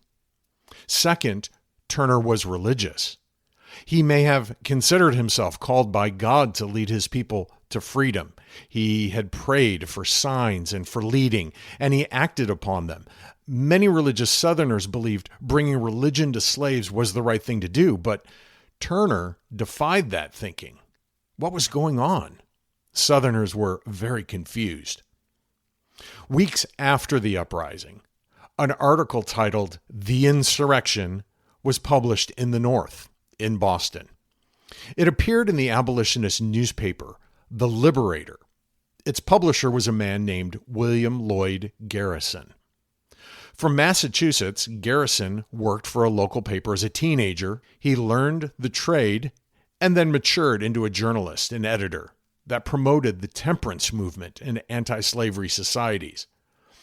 For a time, Garrison was associated with the American Colonization Society, which was an organization dedicated to funding the relocation of freed blacks back to Africa. The effort was ultimately a failure, in that only several thousand out of millions would emigrate to what would become the country of Liberia.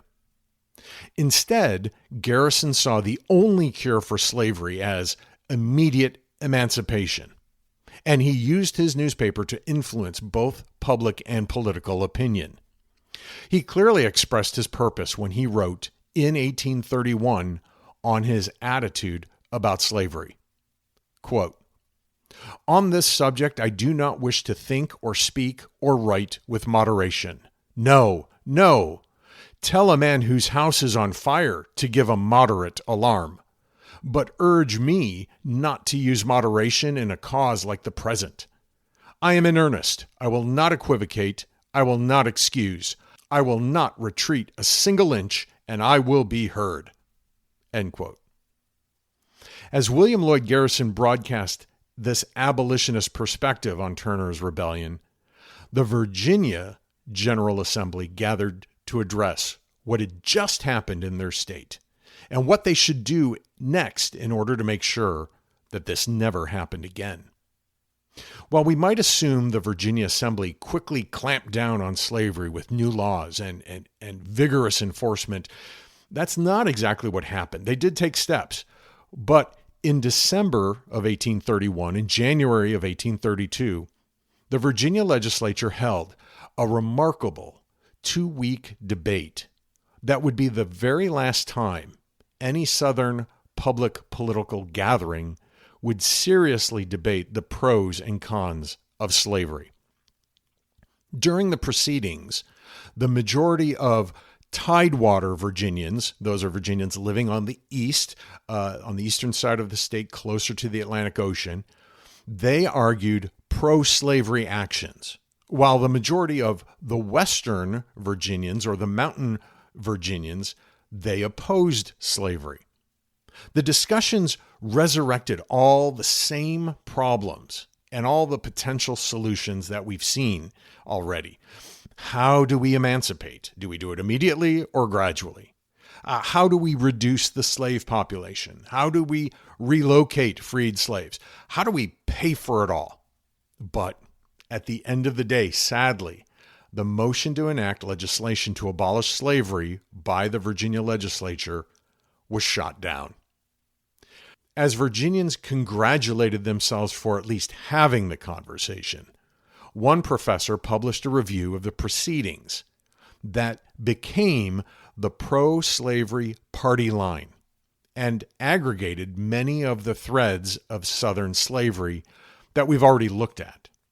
His name was Thomas R. Dew, and he was from William and Mary College. He wrote his Review of the Debate in the Virginia Legislature of 1831 and 1832 in a way that formalized and popularized an accepted view of slavery in the South. It was a matter of simple economics and, again, the pragmatism of everyday life. There was nothing to be done about slavery since the slaves couldn't be sent away. It became an emigration problem, and Dew's narrative was republished in various forms and pocket editions across the South. About this review, J.D.B. DeBow said that Dew's, quote, able essay on the institution of slavery entitles him to the lasting gratitude of the whole South, end quote. The Nat Turner Rebellion had fired sparks, both in the North and in the South, because of slavery. And each spark left fresh burn marks, lingering in the North and in the South. The next firecracker to go off would be caused by the constitutional problem of federal versus state powers. At the very same time as Turner's rebellion, politicians in the South were responding to a tariff signed into law in 1828. None other than John C. Calhoun, the vice president at that time, strongly opposed the tariff, which raised taxes on European imports. This made British goods more expensive for Southerners and would make it more difficult to pay for Southern cotton. Calhoun urged that his home state of South Carolina should nullify the tariff. Now, nullification was the idea that a state could simply invalidate a federal law that it believed to be unconstitutional. And now South Carolina argued that this new tariff was unreasonable and that it violated the compact theory of the United States. They were going to nullify an act of Congress. Remember Robert Rhett, the fire eater from South Carolina who we met earlier? Well, in 1828, he was a state representative, and he challenged his fellow Carolinians not to remain passive. He exhorted, quote, "Impotent resistance will add vengeance to your ruin. Live in smiling peace with your insatiable oppressors, and die with the noble consolation that your submissive patience will survive triumphant your beggary and despair." End quote. This attitude to act gained momentum.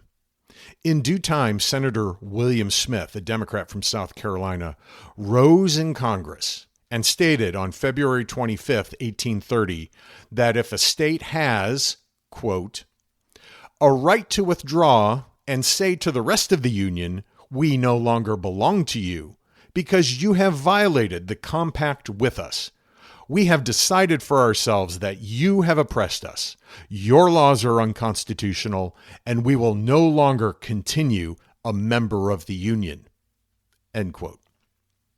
Nothing definitive happened then until South Carolina itself produced an ordinance of nullification on November 24th, 1832.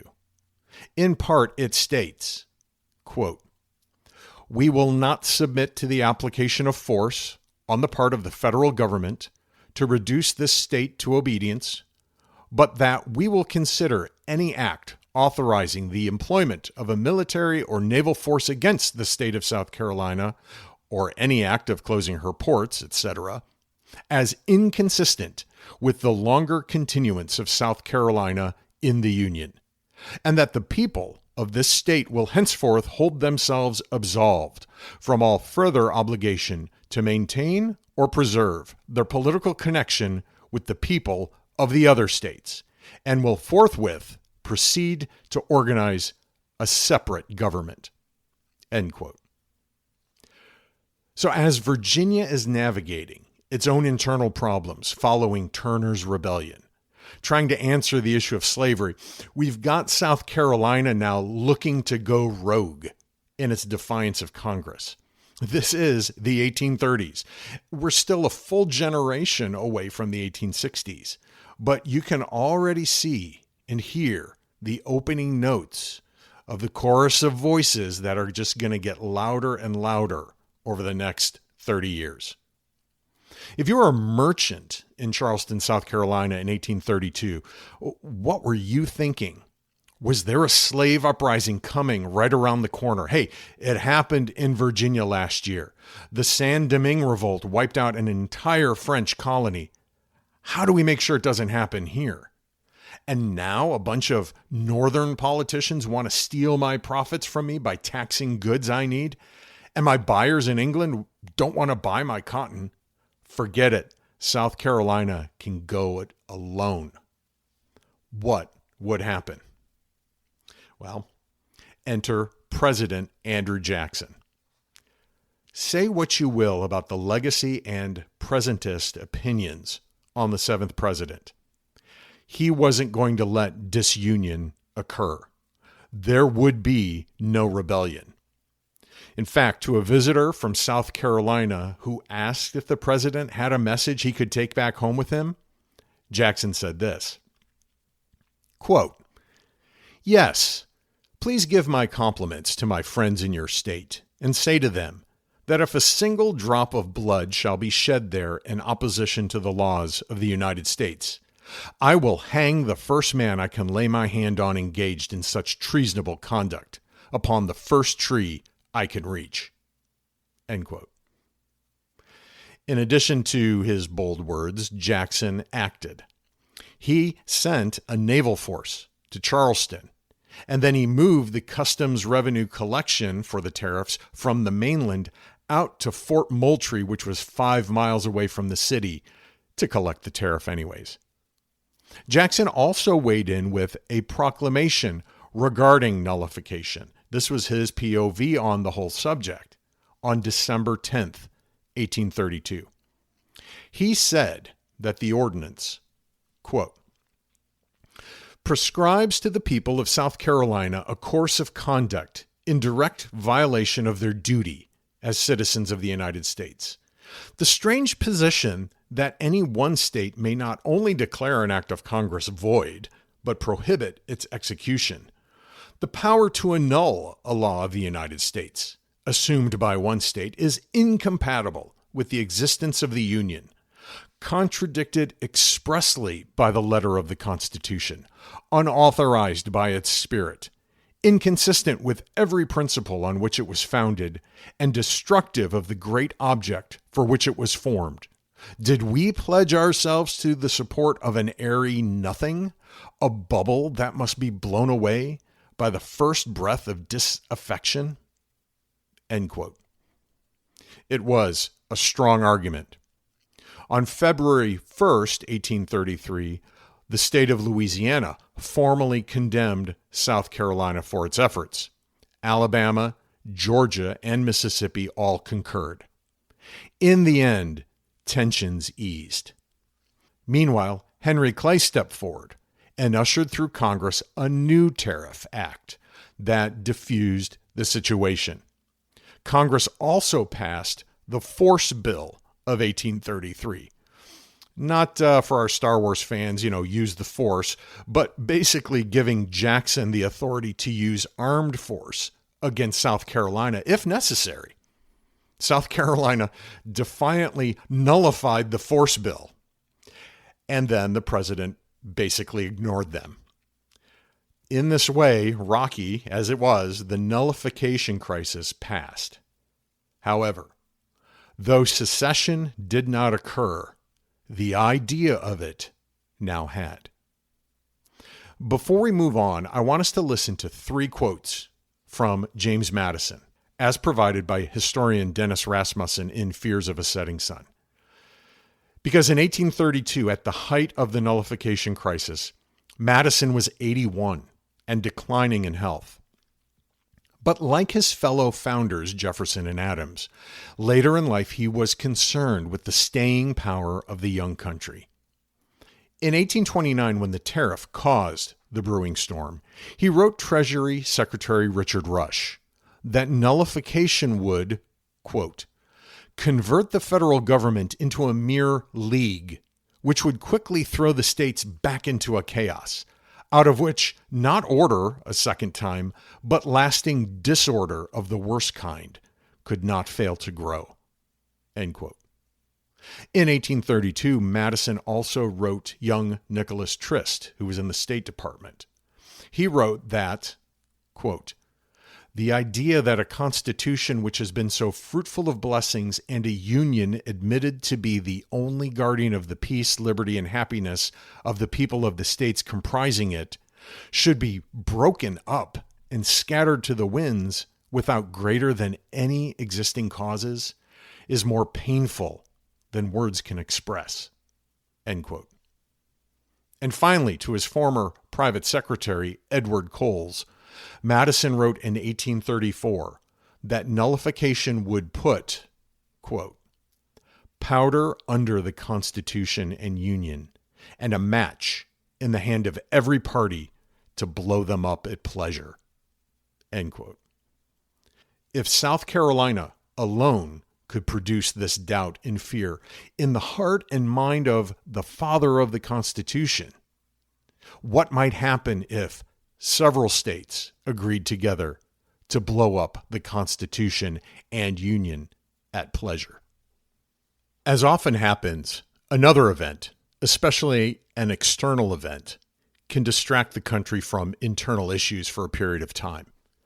Let's turn our gaze southwest from the early United States and focus on the area beyond the Louisiana Purchase. Let's turn our gaze to Texas. In 1821, Mexico won its independence from Spain. During the 1820s, hundreds of Americans crossed into the Mexican province of Texas and settled there. At first, Mexico saw the new settlers as a useful buffer between its own citizens and raiding Comanches to the north and west. But eventually, Mexico decided it should demand more from the Texans, including higher tariffs and the abolition of slavery. As tensions escalated, Stephen Austin called the settlers to arm themselves. Then, Mexican President Antonio Lopez de Santa Anna led his Mexican army to invade after Texas declared independence in 1836. After wiping out the Texans at the Alamo, Sam Houston defeated the Mexicans and captured Santa Anna. In 1845, the Republic of Texas agreed to annexation by the U.S., and it became the 28th state. However, there was a dispute about the border between Texas and Mexico. Was the border the Rio Grande or the Nueces River? Both sides occupied disputed land, and both sides sent in troops. President Polk saw Mexican aggression toward an 80-man detachment he had sent into the area as an unwarranted attack, and a few weeks later, Congress declared war. The Mexican-American War lasted from 1846 until 1848 and was mainly an invasion by American forces at 2 points within Mexico. In the north, culminating in the Battle of Buena Vista, and in the south, where a naval invasion of Veracruz ended with the capture of Mexico City by General Winfield Scott. This conversation is primarily about the aftermath of the war and the territorial gains that the U.S. secured. But let me just say, the Mexican-American War would be the testing ground for a great number of the military leaders who would face off against one another during the Civil War. When the Treaty of Guadalupe Hidalgo was signed in 1848 to end the war, Joseph Johnston, George McClellan, Thomas Jackson, George Meade, Ulysses S. Grant, and Robert E. Lee all served together in the American Army. And they had no idea that in more than a dozen years, they would find themselves enemies. Now, that treaty accomplished several things. Number one, the border was fixed along the Rio Grande. Number two, the U.S. assumed $3 million in debt that Mexico owed U.S. citizens. And lastly, the U.S. paid Mexico $15 million for a massive tract of land that went from Texas all the way west to the Pacific Ocean. That area now makes up areas that are parts of present-day New Mexico, Colorado, Wyoming, Utah, Arizona, Nevada, and California. It was a ton of land. It's 529,000 square miles, massive. And now the United States went from sea to shining sea. But the questions remained: what would become of it, and would slavery be allowed in it? Not everyone in America was in favor of the war. The Democrats were unified behind Democratic President Polk's decision to go to war, and how strongly he pressed it. Many Whigs were against it, including former President John Quincy Adams, Joshua Giddings, and Abraham Lincoln. And while Henry Clay was out of Congress during the war, he privately saw it as wrong and immoral. Indeed, he suffered his own personal tragedy when his son, Henry Clay Jr., was killed fighting in the war. Abolitionist poet James Russell Lowell wrote in 1845 the poem, "This Present Crisis," to protest the idea of war with Mexico in order to gain more territory, which would allow for the expansion of slavery. Here are two stanzas. Quote, "We see dimly in the present what is small and what is great. Slow of faith, how weak an arm may turn the iron helm of fate. But the soul is still oracular amid the market's din. List the ominous stern whisper from the Delphic cave within. They enslave their children's children who make compromise with sin. Slavery, the earth-born Cyclops, fellest of the giant brood, sons of brutish force and darkness who have drenched the earth with blood. Famished in his self-made desert, blinded by our purer day, gropes in yet unblasted regions for his miserable prey. Shall we guide his gory fingers where our helpless children play? End quote. One Democrat who saw the situation through different lenses than just the war was David Wilmot. The 32-year-old Pennsylvanian congressman supported Polk and the policy that led to war, but he grew increasingly frustrated with Polk's Southern leanings, especially when it came to slavery. Wilmot and a group of anti-slavery Democrats began to strategize how they could stop its spread. Their opportunity came on August 8th, 1846. Just a few months after the war with Mexico was declared, the president confidently requested from Congress the approval of $2 million to be used when the war was over to settle negotiations. It was kind of a last-minute thing. Congress was going to adjourn in 2 days, and only 2 hours were allocated for any and all debate. The anti-slavery Democrats saw their chance. Wilmot, seen as friendly to Polk, would have no problem taking the floor. He would present an amendment to the appropriations bill, a proviso that would carry his name.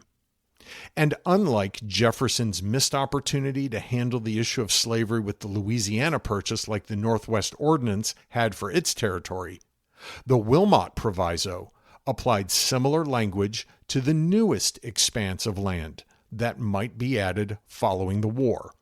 It said, quote, provided that, as an express and fundamental condition to the acquisition of any territory from the Republic of Mexico by the United States, by virtue of any treaty which may be negotiated between them, and to use by the executive of the moneys herein appropriated, neither slavery nor involuntary servitude shall ever exist in any part of said territory, except for crime whereof the party shall first be duly convicted.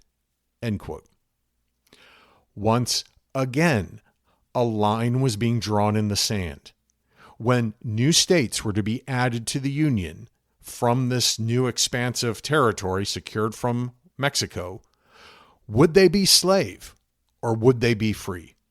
How would the balance of power be tipped in the government in terms of pro-slavery or anti-slavery representation? Legal historian Arthur T. Downey, in his amazing book, Civil War Lawyers, cites John C. Calhoun's use of the word equilibrium to describe the political objective of keeping slave and free states equal in terms of senatorial representation and votes. The ideal was when a free state was admitted, so was a slave state, and vice versa. But as territory was added, the question of sectional balance became more and more difficult as the moral issue of slavery could not be held in stasis. Wilmot's proviso would prohibit slavery in any territory gained from Mexico through the negotiations after the war. Northern Whigs and Northern Democrats supported it. All the South opposed it. Sectionalism was now beginning to trump political party boundaries. The proviso initially passed in the House, but not in the Senate. The following year, it resurfaced when Polk upped his request to $3 million. Illinois Representative Stephen A. Douglas suggested extending the line of the Missouri Compromise all the way to the West Coast, but that plan was defeated. In the end, the Senate passed the appropriation, but without the proviso. But the Wilmot Proviso lingered in the halls of Congress. That desire to limit slavery wouldn't go away. Some tried to attach it to the treaty to end the war, but that failed. Calhoun tried in many ways to thwart the proviso by tact. First, in January of 1849, he called a caucus of Southern congressmen across party lines, both Democrats and Whigs, to work together for pro-slavery purposes. Second, in October of 1849, he called a Mississippi convention of slaveholders, who predicted that in a half dozen years, the Northerners would have a constitutional majority and slaves would outnumber whites, which would be a recipe for an uprising. This necessitated a convention for the entire South. Third, this Greater Southern Convention actually occurred in Nashville in June of 1850. It was contentious, with moderates urging preservation of the Union and radicals like Jefferson Davis suggesting secession. The convention produced 28 resolutions, 28, one of which declared that anyone who would deny a slaveholder the ability to enter a territory would deny them their constitutional right and was thus the true disunionist. The question is, was regionalism beginning to drive a wedge through the heart of the country? A year later, in 1850, the country was again shaking with political tension from multiple directions. The Whigs had won the White House in the election of 1848 after President Polk honored his promise to only serve one term. The war hero, General Zachary Taylor, beat out Democratic candidate Lewis Cass of Michigan. And a brand new political party coalesced around the idea of limiting the spread of slavery. It was called the Free Soil Party. It was made up of anti-slavery Democrats and anti-Taylor Whigs. And these Free Soilers won a dozen seats in the House of Representatives. The spirit of the Wilmot Proviso was firmly in the wind. The next spark of ignition, fueled by the issue of slavery, was about to come to a head across three distinct problems. First, how big would Texas be? The Rio Grande would be the southern border, but how far west toward modern New Mexico would it extend? Texas wanted slavery, so in essence, how far would it go too? Number two, what would be done with California? Following the war, gold had been discovered in 1848, and people flooded into the territory. The gold rush was on. And it immediately had more people than either Florida or Delaware. It was ready for statehood. But again, would a line be drawn for slavery, and where? And then thirdly, what again about slavery? Many Northerners were adamant that it should not be permitted in the nation's capital, even though it was allowed in surrounding Maryland. And with explosive growth in transportation via waterways and railroads, states could not agree on how to apply the Fugitive Slave Act of 1793. That's the act that said runaway slaves needed to be returned to their owners. Since that time, many northern states had passed their own personal liberty laws that allowed for jury trials and hindrances for state authorities from aiding slaves being returned. Mix in with that an 1842 Supreme Court case, which was called Prigg versus Pennsylvania, that upheld the 1793 Act and removed the ability of states to enforce it at the state level. In other words, the federal government would have to enforce the federal act. All of this compounded now in 1850.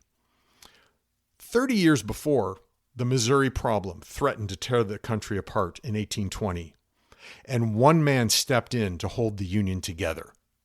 In 1850, with these problems straining the nation, he did it again. Henry Clay was 73 and once again answered the call of his state, elected senator from Kentucky. In January 1850, Clay reunited in Washington with his compatriots Daniel Webster and John C. Calhoun to debate the issues. What would happen now? Could anything be done? Would slave states decide nullification would be the answer, unless they got their way? No one knew the answer. Not Clay, Webster, or Calhoun, and not several other statesmen waiting in the wings as it all played out. Politicians such as Senator William Seward, an anti-slavery Whig from New York, Democrat Stephen A. Douglas, senator from Illinois, Free Soil Senator Salmon Chase from Ohio, and a Democrat senator from Mississippi, Jefferson Davis. On January 29th, Clay presented an omnibus bill made up of 8 bills that included admission of California as a free state, definitive Texas borders along with debt relief, establishment of Utah and New Mexico territories, a ban on the slave trade in the District of Columbia, and a clearer and stricter fugitive slave law. By combining these issues, Clay hoped he'd garner support across both North and South, even if they disagreed with specifics. It didn't help that the president opposed the whole thing. The debate would go on for months. While the border and territory questions were the initial priorities, there could be no denial that slavery became the overriding topic that would affect everything. On February 15th, Daniel Webster wrote this to abolitionist William Henry Furness, revealing his personal beliefs. Quote, "From my earliest youth, I have regarded slavery as a great moral and political evil. I think it unjust, repugnant to the natural equality of mankind, founded only in superior power, a standing and permanent conquest by the stronger over the weaker, opposed to the whole spirit of the gospel and to the teachings of Jesus Christ." End quote. On March 4th, John C. Calhoun appeared in the Senate, but he was too ill from tuberculosis to speak or stand. Virginia Senator James Mason, his friend, read Calhoun's speech to the chamber. In it, he warned of the destruction of his necessary equilibrium to keep the balance between North and South. He affirmed the South's right to leave the Union if necessary, demonstrating his firm belief in the principles of nullification. And he put the onus of responsibility firmly on the stronger party, the anti-slavery North, to solve the problem that was subjugating the weaker party, the pro-slavery South. Near the end, Calhoun threw down his gauntlet. Quote, "If you, who represent the stronger portion, cannot agree to settle them on the broad principle of justice and duty, say so, and let the states we both represent agree to separate and part in peace. If you are unwilling we should part in peace, tell us so, and we shall know what to do when you reduce the question to submission or resistance." End quote. A week later, on March 11th, Webster took the floor and spoke for 3.5 hours. He concluded that if compromise failed, the South was right and the North was wrong. The Constitution needed to be upheld. The Union was the real issue, more important than solving the slavery problem.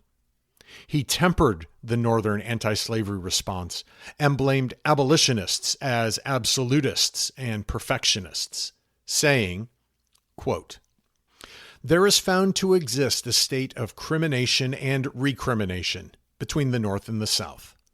There are lists of grievances produced by each, and those grievances, real or supposed, alienate the minds of one portion of the country from the other, exasperate the feelings, subdue the sense of fraternal connection and patriotic love and mutual regard.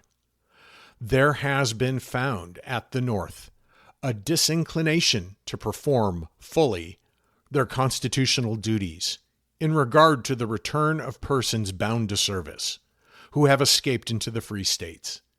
In that respect, it is my judgment that the South is right and the North is wrong.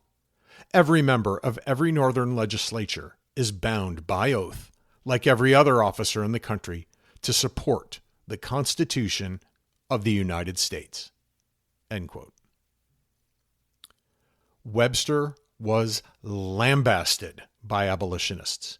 They called him a worthless traitor, guilty of apostasy, fit to keep company with folks like Benedict Arnold and Judas Iscariot.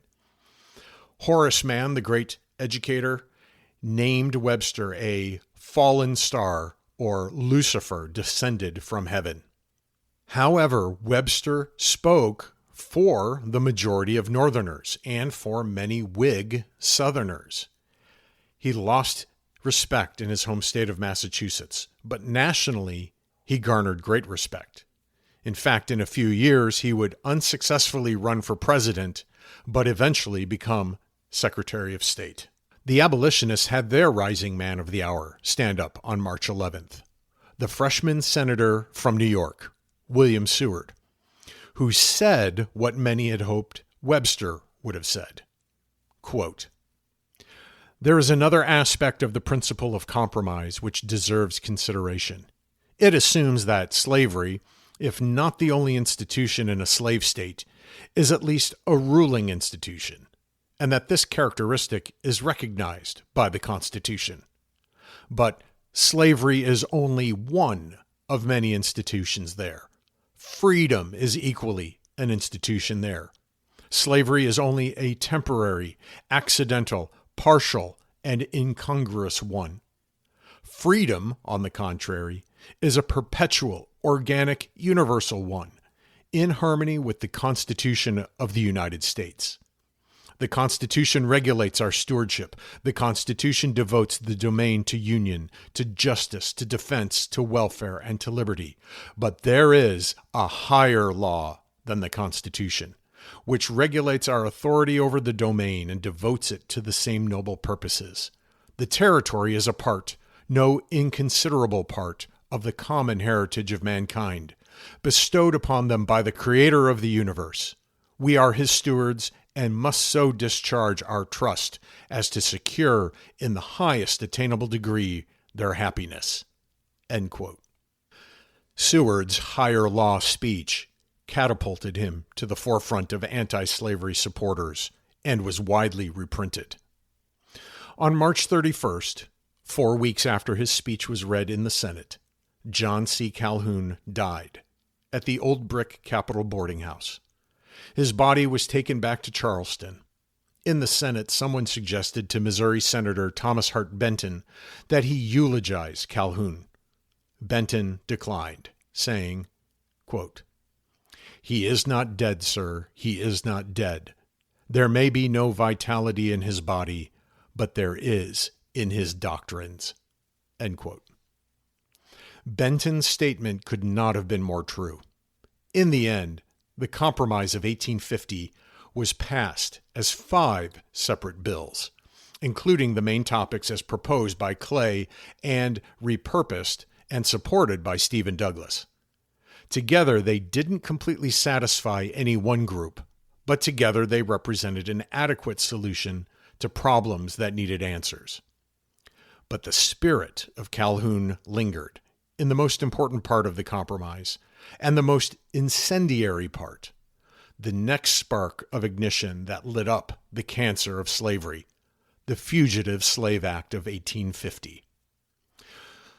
The new and improved version of the 1793 Act now mandated that federal judicial officials in all states and territories must assist with the return of escaped slaves back to their owners in slave states.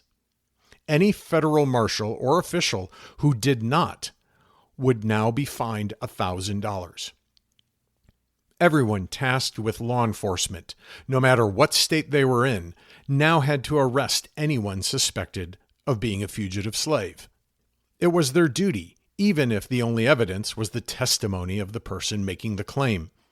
Fugitives could not request a jury trial, and anyone aiding or abetting a fugitive with food or shelter was also guilty of a crime, punishable by a $1,000 fine and 6 months in prison. Lastly, officials who captured fugitives were paid by the federal government for their work. It was a blatant deferral to the South in order to get the other bills of the compromise passed. And yet it was praised because the Union was saved. Another crisis had been averted. Clay, the great compromiser, had done it again. And then he too would die of tuberculosis a few years later in 1852. No one knew how the Fugitive Slave Act of 1850 would affect the country. Most leaders figured they had finally figured out how to pragmatize the peculiar institution of slavery. But like the package of firecrackers, what had started as slow popping would year by year gain speed and intensity as events continued to explode out of control. What no one could have known was that the act now made slavery everybody's business. It didn't matter if you lived in the North or the South, if you were in a free state or a slave state. Slavery was a national issue now, and one that favored slave owners. Since the 1830s, there had been a secretive network of anti-slavery routes and safe houses all across the country that had enabled runaway slaves to escape north to freedom, further north to Canada, or even south to Mexico. Over time, the term Underground Railroad was used to describe this network, and code words were employed to describe how it worked. Those who initially helped fugitive slaves get on board were known as agents. Hiding places were called stations, and those who guided the runaways were conductors. Abolitionist William Still was a free black man in Pennsylvania who helped hundreds of slaves escape. Harriet Tubman was nicknamed Moses for her dangerous missions to help dozens and dozens of slaves escape from Maryland. And many church congregations, from Quakers to Congregationalists and mainline denominations, all joined in with other abolitionist societies. Often people involved would only know their one small part of the network so as to not jeopardize the whole route to which they were connected. Tens and tens of thousands would make their way out of bondage. But the Fugitive Slave Act would change things. If you were caught helping a fugitive escape, it wasn't just the slave who was in trouble. You were now in trouble. And being a criminal or an informant or a bounty hunter made things different. It didn't matter if you lived in the North or the South, in the expanding West or in a border state. The reality was that at any moment, slavery might knock on your front door. A fugitive slave is loose. A federal marshal here requests your help to capture and return him. What will you do? It's the law that you must help. There's no riding the fence. What will you do? It's the beginning of the 1850s. What would America look like now? Let's consider what we can learn from this conversation about American slavery. Building off last episode's encouragement to not be simplistic, the positive action when we are confronted with something or someone that is thoroughly complex is to take the time to understand. People, scenarios, and situations all may have layers and layers of complicating factors that we'd do well to heed. Cancer often grows and spreads undetected, and when discovered, cannot simply be removed. When I find myself presented with a confusingly complicated problem, do I take the time to ask good questions and to be a better listener? But like the cancer illustration at the outset, often problems are just expected to run their course. How does that help? Another lesson is to not do nothing. Too many people's reply to the cancer of slavery was to throw their arms up and say it's too big an issue. Nothing can be done. That's an effortless way out. Simple steps forward are still steps. How do I remain proactive when it comes to problems, even when they seem insurmountable? Lastly, everyone has a perspective on this chapter of American history. It is a backdrop for our current ideas around politics, freedoms, rights, justice, race relations, and social tensions. The subject touches on power and greed, exploitation, manipulation, profits, and control. It pulls in states, cities, monuments, churches, flags, and the preservation of our collective past as a country. And it is a difficult conversation and story, but we need to be willing to have it. Resist the temptation to avoid it. as I hope we're willing to learn from it, not lecture at it. In our next episode, we're going to watch as the firecrackers keep exploding faster and louder through the 1850s. America's leaders will grasp at straws for empty solutions. Political parties will completely unravel. The country morphs into 3 countries, and everyone looks for someone to stand up and lead, to do something about the cancer of slavery that is breaking the nation apart.